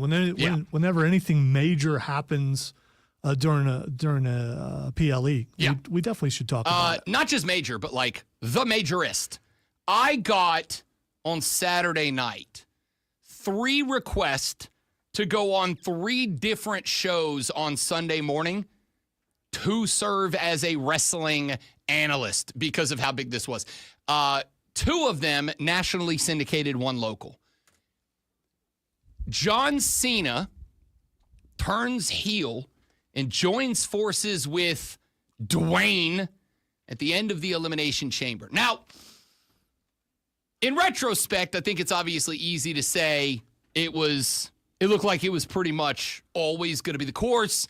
The second that they announced that a conversation between Cody Rhodes and John Cena, between Cody Rhodes and Dwayne Johnson, was going to serve as the main event of the evening, that was like, okay, something's going to happen. And then when Dwayne came out and John Cena didn't clear the ring, it was like, are they going to do this? Yeah. And even knowing that it was coming at that point, it's still, as I told Sean Marash yesterday morning when I was on his show to talk about this, I said, I want to point out that Sunday at 10:30 in the morning, John Cena was still the number 1 trending topic on social media, nationally, not regionally, nationally, the number 1 trending topic. Still trending right now, by the way. Without a doubt, and it's going to be for a couple of days.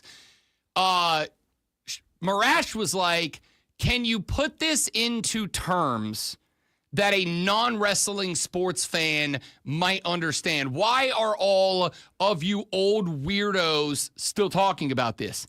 And I said, Sean Marash, I don't even have to go that far back in time. Do you remember Saturday night at 12:20 in the morning when Shams dropped the Shams Wow? I did working on a nationally syndicated radio, and I'm pretty sure they're stealing it. Way to go, you. Did you remember at 12:20 on that Saturday morning when Shams dropped the Shams Wow that Luka Doncic had left the Lakers or left the Mavericks and become a Lakers? And he said, yeah. And I said, okay, that times a couple, right?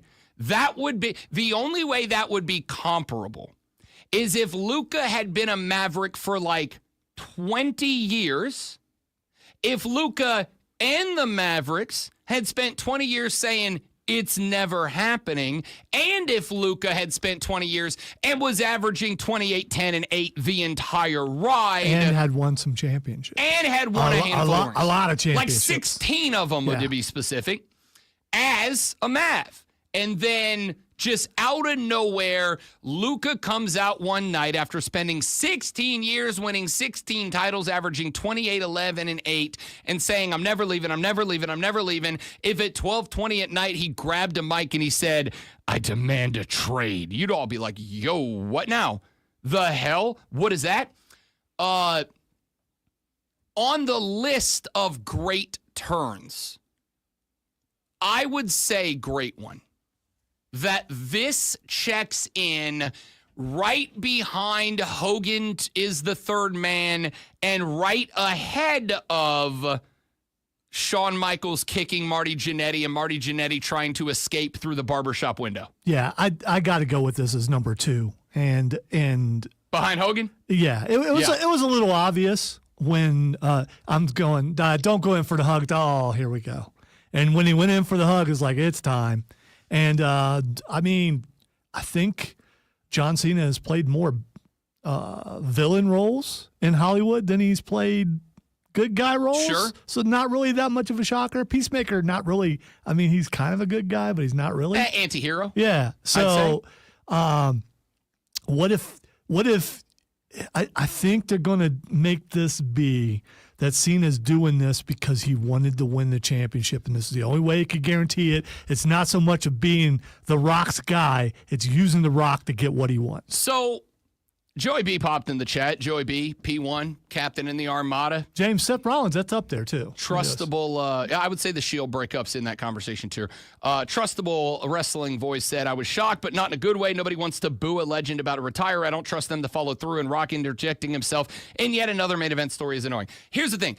Joey B, my gut reaction was the exact same thing. But, and I will acknowledge this might turn into one of those times where I fantasy book myself into a place that I want it to go, that I go, okay, if they go this direction, I'm okay with it. Maybe they go a different direction. I'm 100% going to give it a shot, right? Because I will put myself in the we that has wanted to see a heel turn for a very long time. Of course, I do. Here's what I think you're getting here. The whole time, this Dwayne The Rock Johnson character, dating all the way back to his feuds with CM Punk before he left and went to AEW and was gone for 100 years, the whole premise of that character was Hollywood The Rock, right? It was The Rock going to Hollywood and getting famous and making this money and using that power and that influence to get what he wants. And that's obviously the story that they started here, was he wanted to have Cody Rhodes join his little corporate stable so that he could utilize that. It's just now, instead of being Hollywood The Rock, now he's corporate The Rock. And wrestling will 100% recycle stories and tell them from different angles. And I think that's what you're getting here. You're getting another the corporate power that be angle, except instead of Vince and instead of Triple H and Steph, now it's Dwayne that is in charge. But the thing is, the Cena deal is much like the Hogan deal. I mean, very, very close, because they're a bunch of kids who have grown up being Cena fans. They know about all the Make-A-Wish requests for Cena. They know all the good stuff that he does, and they've only known this, and they've never been betrayed in this way. There are children who are now teenagers, maybe some in their 20s, who've never been betrayed this way in wrestling, and so that's why it's such a big deal to them. To us, we've seen it happen before. It's been a long time, but we've seen it happen before. I agree, and I would say I think a lot of those kids were probably around when Seth Rollins turned on the Shield, and I don't know if this is probably even, this isn't probably, this is even bigger than that. But I would also say, okay, like it's wrestling. Shield's kind of heel on heel action. Though. I mean, they've towed that line sometimes, but they were predominantly heel.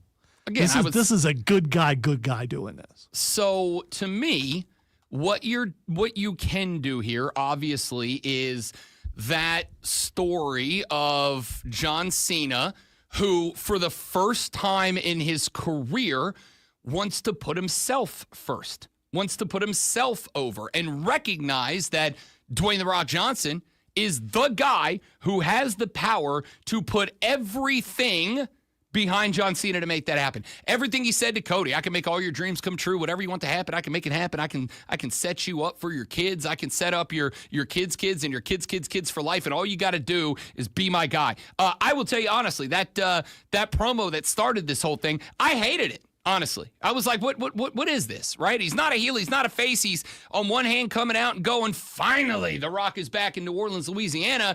And then he turns around a minute later and says, shut up before I slap the syphilis off your mouth. Like, what's the take here? What does that even mean? And now we know. And now we got it.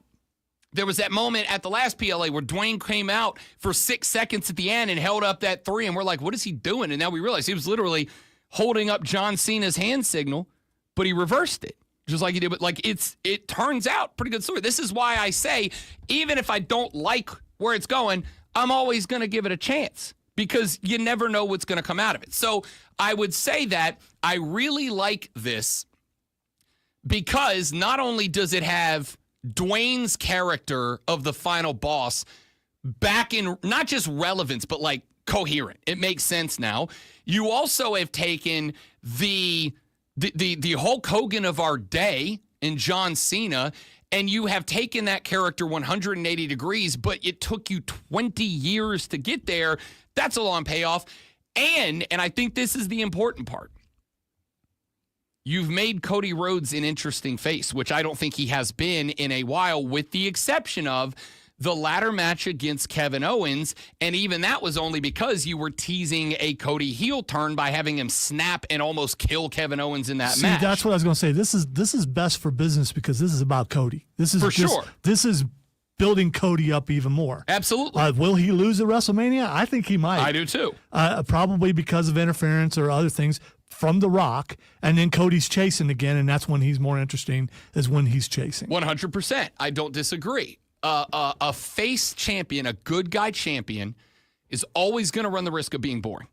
It just is. Because at the end of the day, the face being the underdog and having to chase is interesting. Once they have accomplished that thing, now they're the champ, they're going to be challenged all the time. Like, there's no appeal to that. Now you have effectively created a world in which Cody is chasing and not being chased. Now, he's not chasing right now because he's still a champ, but I think at this point, now it's having to, even as the champ, stare down what feels to be insurmountable odds. Because it's not just that you're up against John Cena at WrestleMania. And it's not just that you were up against superpowered John Cena. It's also up against John Cena, superpowered, with the backing of another bona fide all-timer in Dwayne and a bona fide Hall of Famer in Dwayne, who runs the company in kayfabe at this point. So now you have this spot. He does kind of run the company. I mean, he kind of does, but in kayfabe, he definitely does. So now, not only Cody's got the belt, but he's got the belt and he's staring down two of the living legends of this sport and two of the living legends in this sport who have control of the company and can set everything in John Cena's power at this point. I think that's very compelling. And more importantly, you can have Cena win at Mania. He gets 17. He does it in a way that, for me anyway, and I may or may not be in a minority in this, I wanted to see a heel turn for a very long time. I wanted to see John Cena be a bad guy for a very long time just to see how that plays out. I'm going to get that. And not only do I get 17, him breaking the record, Cody goes back to being the chaser, not the chased. On top of that, now you have this whole new story for John. One more story for John Cena on his way out the door to drop the belt, but to find redemption on the way out the door, which is at the end of the day how I think a 17-time champ should go out. Well, absolutely. And Ric Flair is all up in arms, knowing that record's gone and that Cena's going to win the title. Also, The Rock kind of likes Cody's blood for some reason. Isn't that weird? That he keeps getting it and rubbing it on things. It's just odd. I mean, listen. I think you know what it is. It's like when Mox did that a couple of years ago. It's that moment where, especially in a company in WWE, and Cody got busted open. In a company in WWE that only goes for it. I had this conversation. I was actually talking about this on Twitter the other day. Every now and then, you'll hear a wrestler call another wrestler and every now and then a wrestler will tell another wrestler to go themselves. But they do it once in a blue moon. Why? So that it's impactful. I'm an AEW fan. I want it to be great. It's been struggling a little bit. And one of the things I think they did, even as somebody who is fine with bad words and blood on my wrestling, because, hey, that's how fighting works, right? They do it so much that there's zero impact to it. It's just another thing. When The Rock does it, even though he's only done it twice, when he does it and he wipes it on that weight belt that says Cody's soul, it's just that trigger moment of like, oh, dude's lost it. He snapped. He's over the top. As opposed to when Mox does it and you're like, there's Mox bleeding again, because that's what he does, which is sad because I'm a big Jon Moxley guy. I want him to be great. But when that extreme is the only extreme. Cody Rhodes telling The Rock to go bleep himself was so far out of this white-hot babyface character they've built for 5 years running now that I was in bed. I was watching this in bed. The wife was asleep next to me, and Cody said, go yourself, and I, out loud, audibly, next to my sleeping wife, went, holy... You know you have the clip. Yeah, but it sounds really bad. Yeah, I tried okay. to play with it a little bit. I couldn't clean it up. So before we get to the phone call, Ron Killings, friend of the show, In shambles. Just X'd 2 minutes ago. What about C Nation? What about the fans? John, are you for real saying bleep them kids? Asking for a friend. Bleep them kids. Asking for a friend. Yeah. Our truth is tore up over this, man. I think that was the one more thing, and then we're going to get to the phone line here and take a call real quick before we go to break. I think the other thing that intrigued me that I like about all this is that John Cena has been around for so long that everybody has some sort of history or interaction with him. There's something here for Truth. There's something here for Punk. There's something here for McIntyre. There's something here for Rollins. There's something here for just about every one of the boys in the locker room. And everybody, this can be, much like the Daniel Bryan run up to 30 was, this can be a scenario that allows everybody in the company to have some sort of interaction with it. And to me, wrestling, again, at its best, when I don't know what's going to happen, and B, when it does not feel like it's 10 isolated stories that don't interact with each other, but all of them are layered and overlap in different ways because they all work together in the same building. They're all going to have conversations. When guys act like they watch the show as opposed to just show up, do their 10-minute segment, and leave, it's better that way. So I think we're onto something here. All right, let me get Bully Ryan here real quick before we get up for the break. What's up, big dog? What's up, big dog? How you doing? Real good, pal. Real good. What you got? We got about a minute and a half. Give it to me. So this isn't just about John Cena. John Cena. It's also something that we haven't really talked about because John Cena is the focal point. This is also setting up for something with Roman Reigns and The Rock because Cody Rhodes is the one that came to his defense when it came to the new bloodline. And so now he's going to need backup when it comes to this new authority with John Cena and The Rock. So I've got a feeling because this is what they wanted to do last year, this is also sort of the final stand for the final boss. And this is going to turn into another opportunity where we're finally going to get heel Rock versus babyface Roman, and it will be like one of those big storyline turns. Thanks for taking my call. I just wanted to throw that out there that this is setting up for something even bigger and more powerful as the final stand, not just for John Cena this year, but also for The Rock. Thanks, Rob. Appreciate you, big dog. I agree wholeheartedly. I think it is. We didn't get our Rock Roman main event, which was the setup for a while there.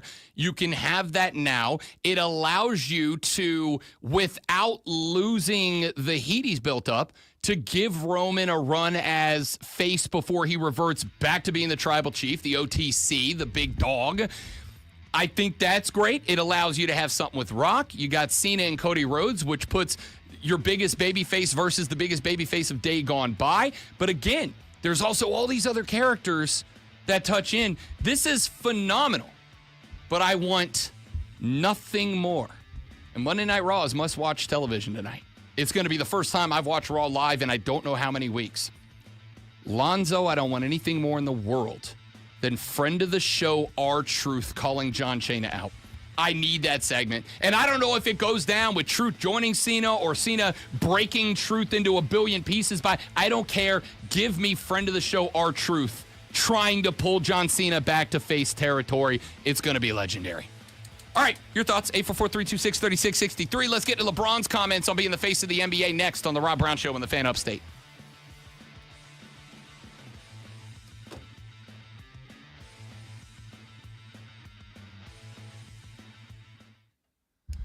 All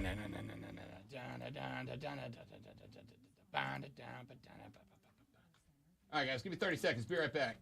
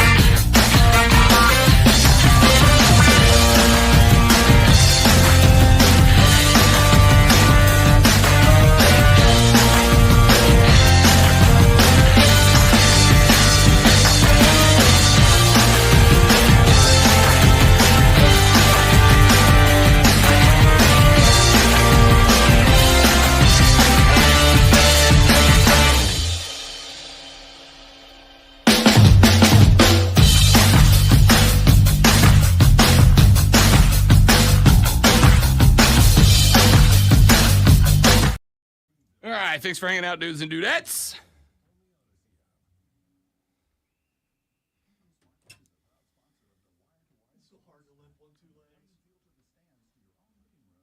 Did I tell you about the toothpick?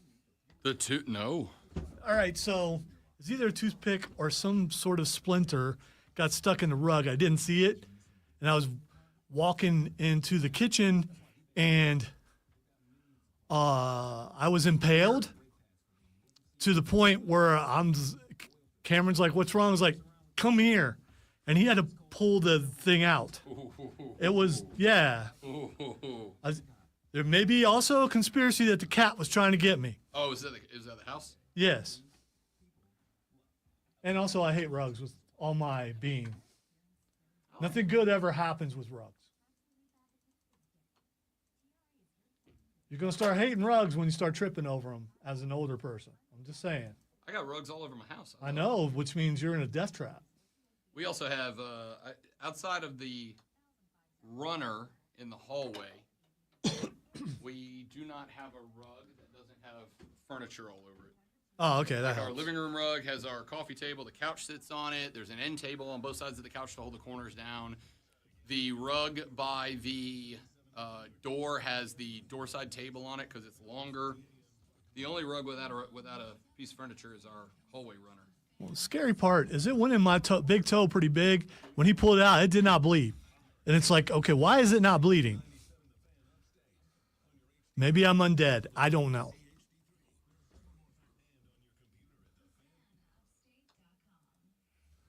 Perhaps I am a zombie.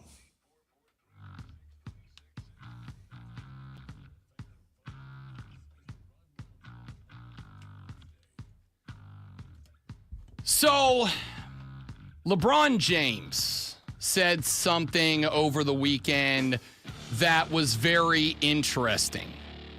We had the conversation last week because Charles Barkley on Inside the NBA on TNT said that there is no official face of the league.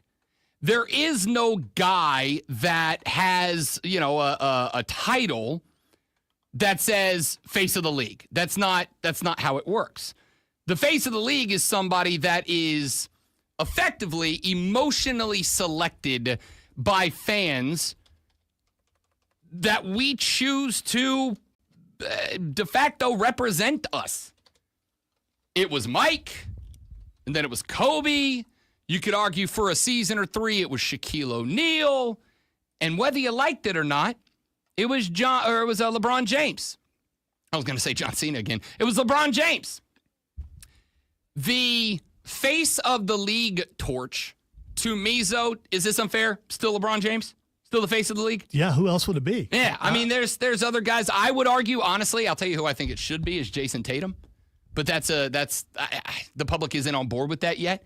And I don't know if it's because they built their own big three with him, D. White, and Jaylen Brown, but I would say Jason Tatum should be face of the league. There's also a certain amount of popularity that goes Also with that. it worldwide, and a lot Jason of Tatum's other not out things. there promoting himself to get that. I agree with that wholeheartedly. And Jason Tatum's not the guy that's, showing up on commercials and doing movies and jumping on the interviews every night. Jay Tate seems to be a dude that's perfectly happy to go out, drop a 41 spot on Cleveland, lose, and go home.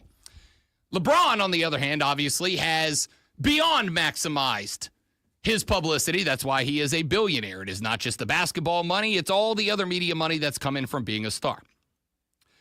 LeBron James the other day, Friday, I believe, was doing post-game commentary. And there was a conversation going around because when Luka got sent to the Lakers, obviously LeBron is the face of the league.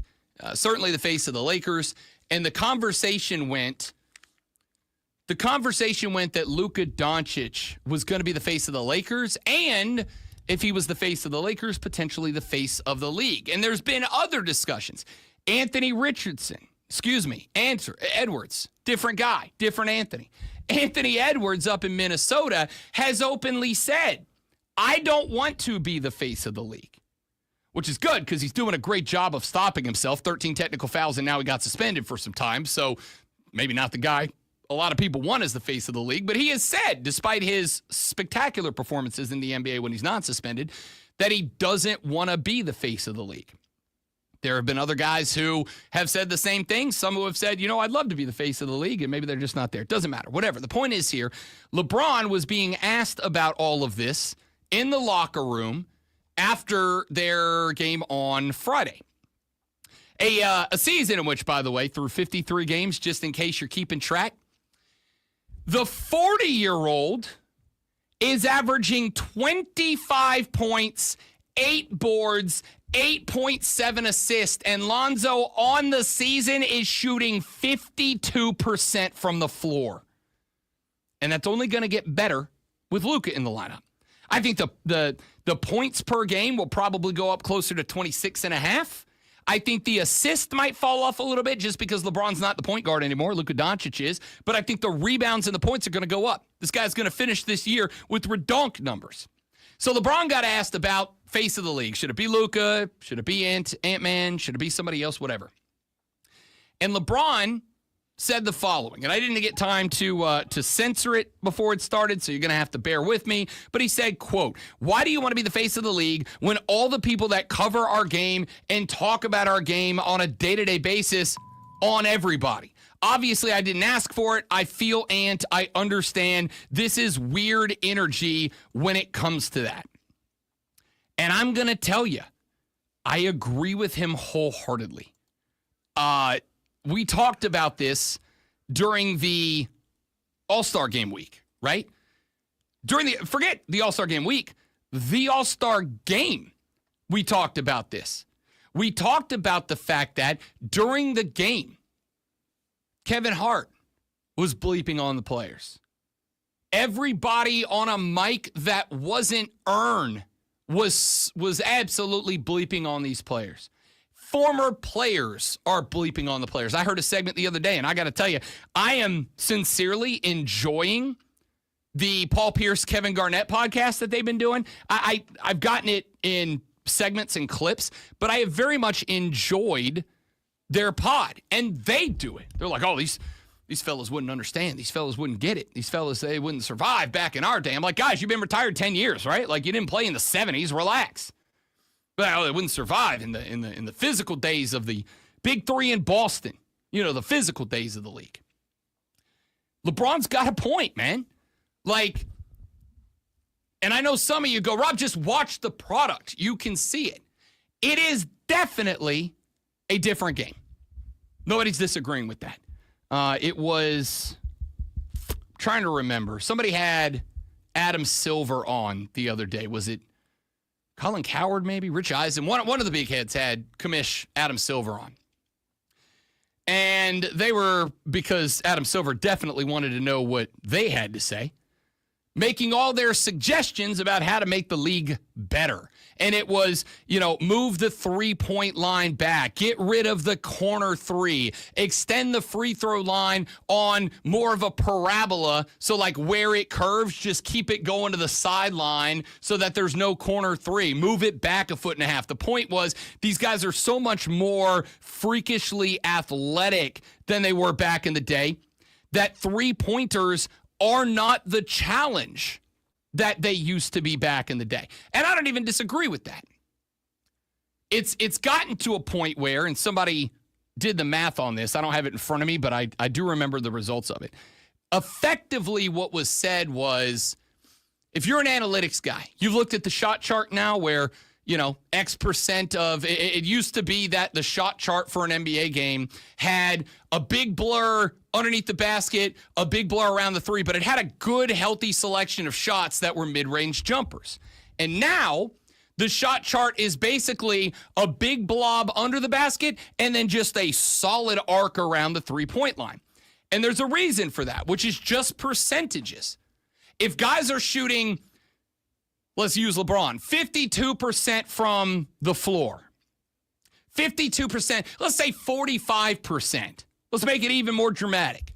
45% on the mid-range J, and they're shooting 40% from three. Mathematically speaking, it makes more sense for them to only shoot three-pointers because the difference in shots missed if you're taking the same amount of shots per game.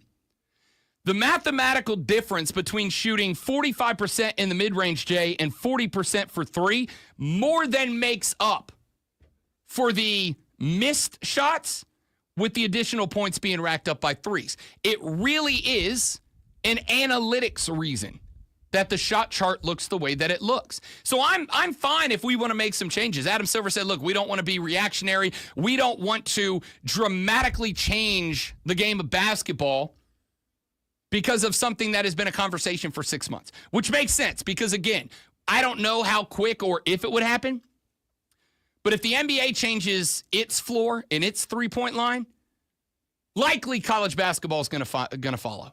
Likely high school basketball is going to follow. Likely every level outside of like youth basketball is going to follow that. And the NBA is like, we don't want to dramatically change the game, which I understand.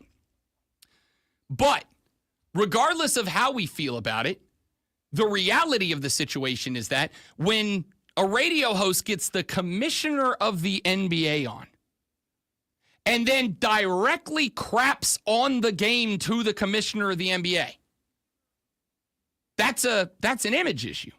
And LeBron is saying, and I think correctly so, why would anyone want to take up the mantle of face of the league when this league is crapped on even by itself more than any other league? You wouldn't, right? Now, for the record, I don't really care who the face of the league is. I don't care if it's Ant Edwards or Jason Tatum or Luka Doncic or LeBron James or Steph Curry or anybody. I don't care who the face of the league is. I care that the league is good. The association is good. And I feel like the NBA can't fix itself.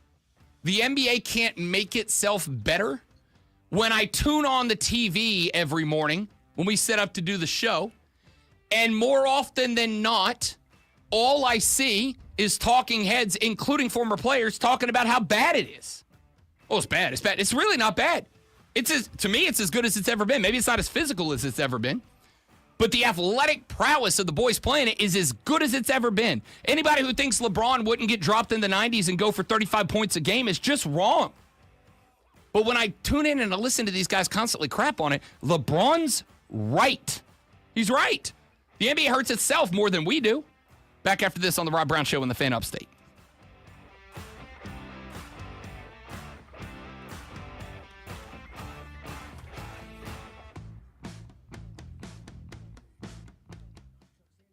Someone put up selling a piece of history, my commemorative chair and ticket stub from the night John Cena turned heel. I'll start the bidding at 30 souls.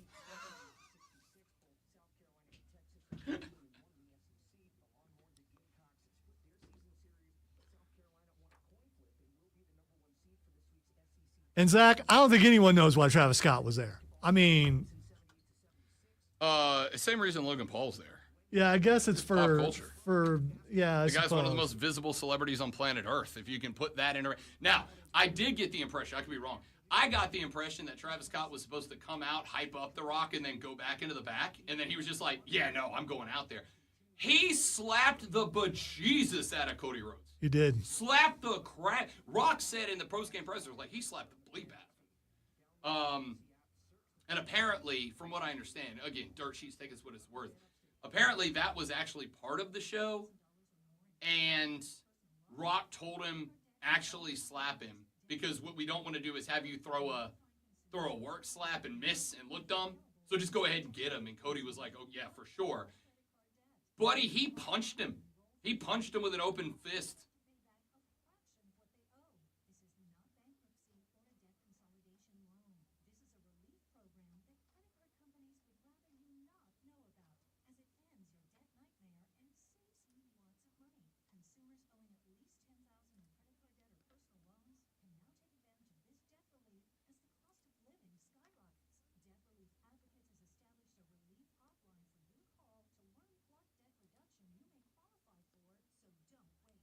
I've seen that Cena and Cody won't be there till the 17th. I don't know how accurate that is. I mean, you can sell Cody not being there tonight because he got his ass whooped and he's in a local medical facility. That's funny. Buddy, slay.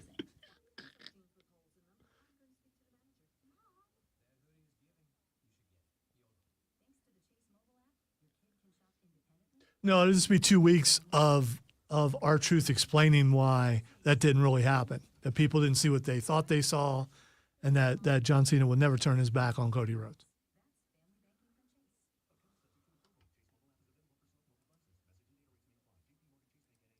Or the emotional trauma is going to be so much that R-Truth will start talking to little Jimmy again.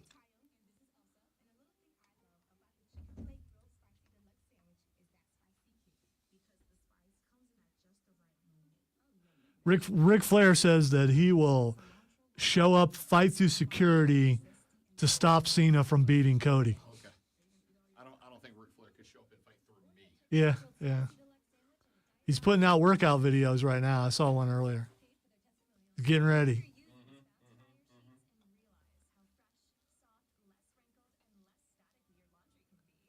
I saw Rick's last match ever 3 years ago. He didn't look great then.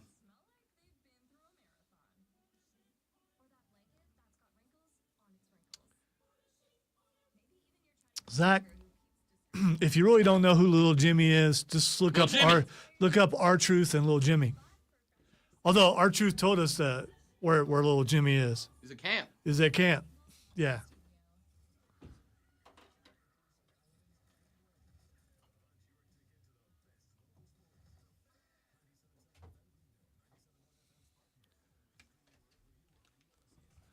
Way to go, Trey. It's a great trophy.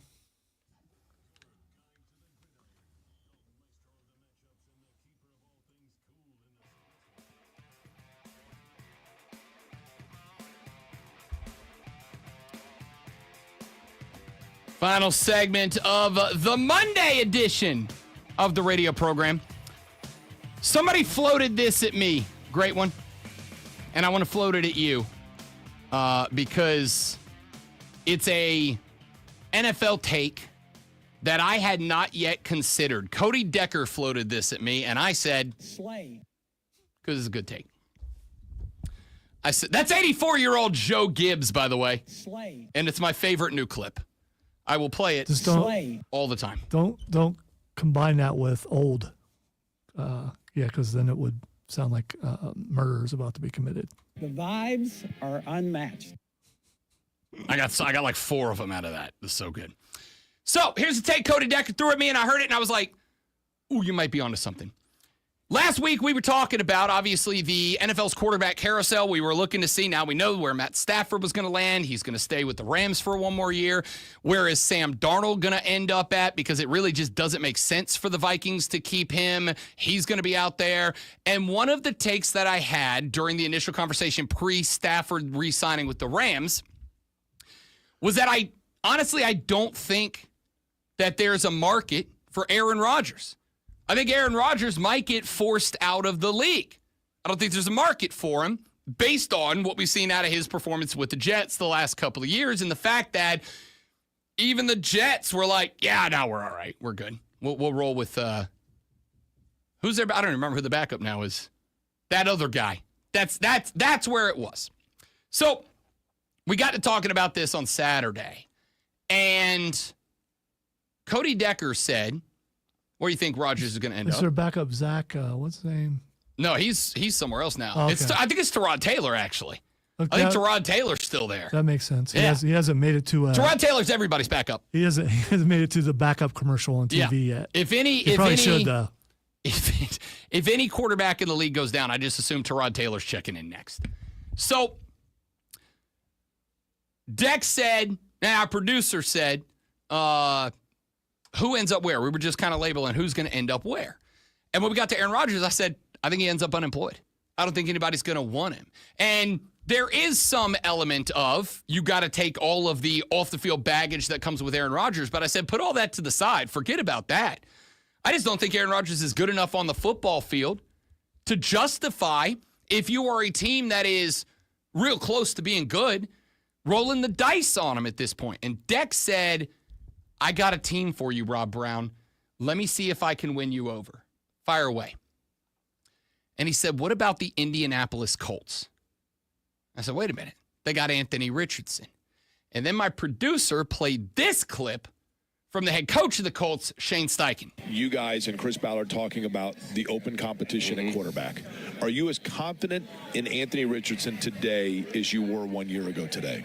Yeah, I think with anything, we're just looking for the consistency. I said that the other day in my press conference is we're looking for that consistent player. Obviously, going into year 3, been banged up the last 2 years, and, playing the full 17-game season is going to be critical for his success and being consistent with his process day in and day out. Lonzo, are we qualifying that as the old vote of confidence? I keep hearing the phrase. I guess it's a phrase, 2-word phrase. Word salad. Yeah, and I can't get it out of my head today for some reason. And that sounds like word salad. Do you still have confidence in Anthony Richardson? Well, going into year 3, we think it'll be good. Yeah, it'd be good for him to play all 17 games. He's QB1. That is beneficial, right? Listening to that. And again, I may be overreading it here. I may be reading into a controversy that doesn't exist, but it sounds to me like Shane Steichen might be kind of giving the old dreaded vote of confidence to Anthony Richardson. And we all know what the vote of confidence means. So no chance that he would go to the Titans? I mean, Will Levis, you get confidence in him? I don't know that everyone does. I think there are places that he could end up. I think with the Titans, because that's the other team Deck floated. Especially now that someone decided to stay at home with the Rams. The other team that Deck floated was the Titans. I said no to that one. And I said no to that one because of 2 reasons. Number one, I'm not done with Will Levis. Like, Will Levis had some meltdowns, but Will Levis also had a few moments of genius last year. I'm not done with Will Levis. And I also look at the Tennessee Titans, and much like I said with BY at Carolina, and Tiki Barber, guy who obviously knows ball, said, when you drop a young quarterback into a dumpster fire of a franchise, why the hell would you expect positive results, right? Why would you expect anybody to go into a garbage franchise and be able to make something out of it? The answer is you shouldn't. I believe the Tennessee Titans have been that the last couple of years. That's why A.J. Brown was an Eagle this year. That's why. So I'm not done with Will Levis. I'm going to give the Titans an opportunity to get their metaphorical bleep together and get it turned around before I write off Will Levis. And on top of that, I still got Will Levis on a rookie contract versus Aaron Rodgers, who even if I gave I don't think he's taking vet minimum. So you're looking at, let's say, what's conservative but fair for Aaron Rodgers? $35 million a year? Matt Stafford just signed for his 50 or whatever it was. Aaron Rodgers getting $37 million a year. That's a lot of cap the Tennessee Titans don't have to build around Will Levis. Well, the cap just went up. So you got some extra cap money that maybe you weren't accounting for that can make you go out and get a guy like that. Or go get you another guy to work with Will Levis. There's going to be a lot of free agents available. We got to get to Debo here in just a second, too. Running out of time. So Indianapolis feels like maybe a spot because they've got talent. They've got a coach in Shane Steichen, who I like a lot. I am to the point that I think Anthony Richardson has all of the physical tools necessary to be a great quarterback and none of the mental ones. I don't think he's got it up top. I know that we put it in the past and he sat out and he's good now, but guy who taps himself out of a game that, by the way, was for the division lead after a long third down, guy who taps himself out of a game, that's an old leopard and spot scenario. That guy can say, I sat down and I learned a lot. I don't believe you, dog. I don't believe you.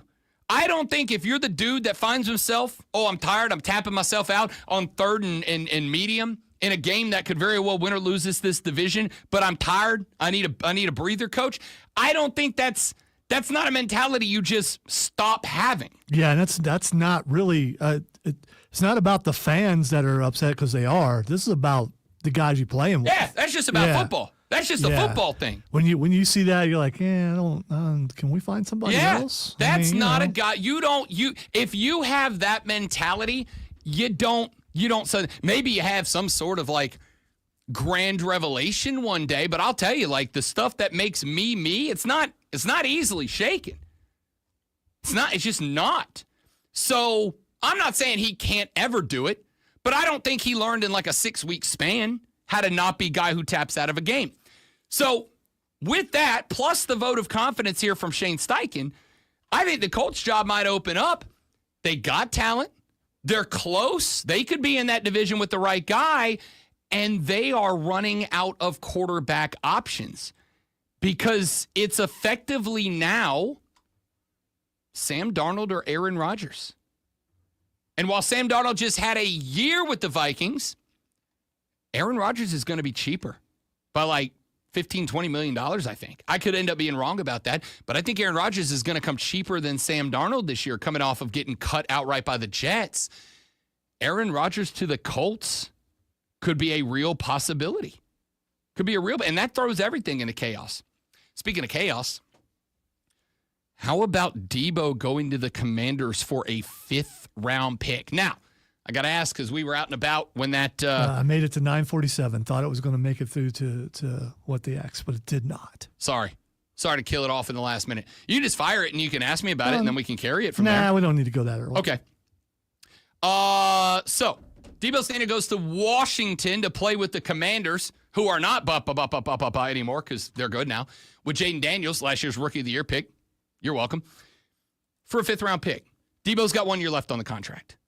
He's got 1 year left. That's why it was only a 5th-round pick, not a second or a third or a second and a fifth or whatever. That's why it was a 5th-round pick. I'm worried. Like a lot of people I was talking to on Saturday when this news dropped are like, uh-oh, look out. Here come the Commanders. Here come the Commanders. Here come the Commanders. Why is Debo gone from San Francisco? Because he blew up. I like the guy. Guy's obviously infinitely talented, but he blew up. I got him out here putting hands on my long snapper, shoving my guy in the throat. I got him out here getting into it with the head coach. I got him out here in San Francisco in the Bay Area, causing some major problems for that team. When he goes to Washington,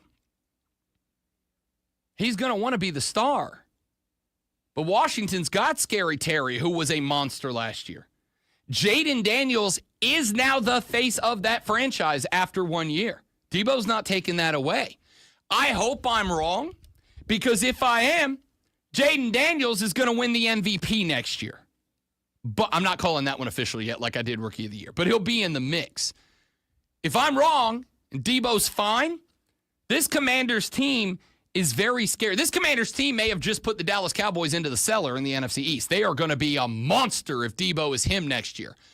But if Debo is not him next year, if he's going to freak out and have those same issues next year, go through the same breakdown that he went through last year in San Francisco, this could get real bad for Washington. Granted, I'm willing to conduct the experiment for a 5th-round pick, and I'm certainly willing to conduct the experiment for a 5th-round pick if Debo isn't demanding a new contract this year. If he's willing to play this one out, even if I risk losing him.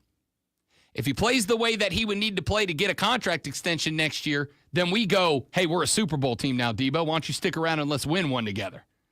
If he doesn't play well enough for the extension, it costs you a 5th-round pick. This was a hell of a move for the Washington Commanders. And now, the Rob Brown Show presents Twitter. He plays like he can play and has no more drama and stays healthy. That's a scary team. Yes, it is. All right, the first thing that's Xing is Myrtle Beach. Slay. I don't. I do know. I do know. There are. Is that where the wildfires are? Yeah, it's on fire. Yeah. I'm kind of. I don't know, man. Like, I'm emotionally exhausted. You know, like I'm just. And now, although when it was over in California, it's like, this is tragic. This is sad. Let's do what we can to help. And then you wake up 2 weeks later, and it's like, oh, our state too. I am freaking tired, you guys. I don't know. The West Coast was on fire. Now the East Coast is on fire. It's just like a coincidence. I don't know. No, I'm not going to go down that path because I'll say things that are going to get me yelled at. I'm just going to say I'm freaking tired. Yeah. Well, you always say things that get yelled at. Hopefully they get that thing under control because I do enjoy visiting that place. I got to get over there. And, I haven't been there There are yet. people who live there, of course, that are losing their property and stuff, and you feel for them. All right. The next thing that's Xing is the Los Angeles Lakers? The LA Lakers, trending because of what we talked about with LeBron earlier? Trending because of how many wins they've had in a row. I'm sorry. Let's go back 3 weeks when Luka got traded. Who was it that came in here on Tuesday, because we were off that Monday, and said, y'all, the Lakers, when they figure out that 1-2 punch, Luka on the ball, LeBron James going back to playing off ball, which is his natural position, and he gets to play the cut and slash guy and not the assist guy. This team, and I'll say it again now, is going to the Western Conference Championships. I'm not saying they're going to beat Oklahoma City. I'm not saying that they're going to win the NBA Finals, because I do think Boston's still better. But the LA Lakers, I took a bet the next day. The LA Lakers will make it to the NBA's Western Conference Championship By the way, game. I'm not an NPC here. I said I agree with you. I was excited about the trade. We had a long conversation, but you always forget about me. Well, I don't when want you talk to about it. speak for you. Yeah, well, I mean, you could speak for the show. Lonzo and I, this show said. There you go. Luka on the one. That's all. I mean, because if you don't say that, it makes it sound like I'm disagreeing with you, which I wasn't. Luka on the one. Braun playing off the ball as a cutter slasher and a secondary. LeBron James is a secondary option. LeBron's averaging 26 a game, and he's your second option. This team's going to the Western Conference Championship. When we talked about this, and Austin Reeves as a third guy is really not. I mean, he's pretty good. He Austin, really is. if Luka and Braun aren't there, it's because somebody faded a defense in their direction to take them out. Austin Reeves is already picking up points per game because of this. This team's going to the Western Conference Championship. I'm trying to figure out who's better at the long pass, Kevin Love or Luka. Kevin Love was really good back in the day. Kevin Love was good at it. Him throwing those long passes to LeBron was amazing. I agree. Have you watched Luka throw the quarterback pass from under the basket on a streaker? It's just like it doesn't even throwing. He just kind of flicks it. I saw Kevin Love do the same thing. I did. I know it's been a while.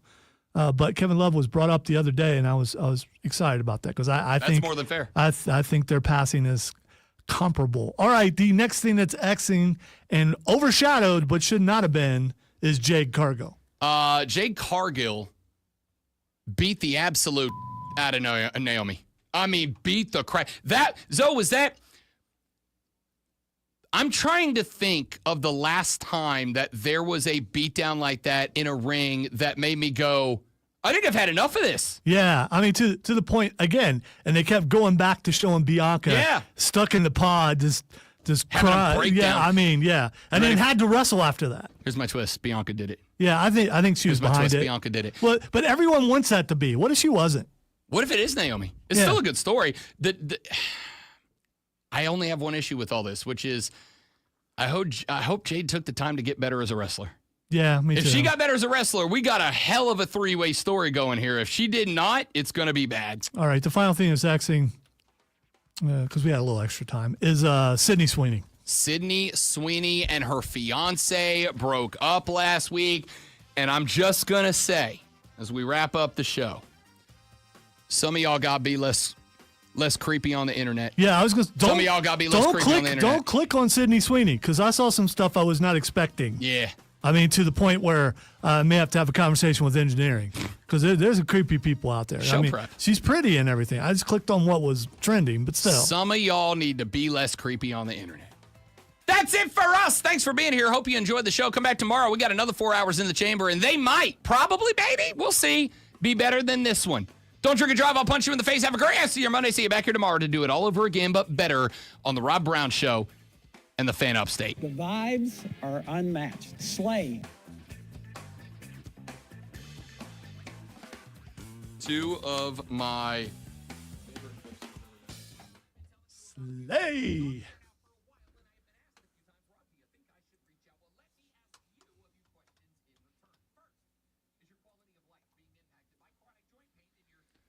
All right, boys and girls, Robbie B's got a jet on the quick today. I appreciate all of you being here. Okay, weird. I got nothing. You're all spectacular people. Tell your friends about us. We're trying to be rich and famous. Have a great day. Slay.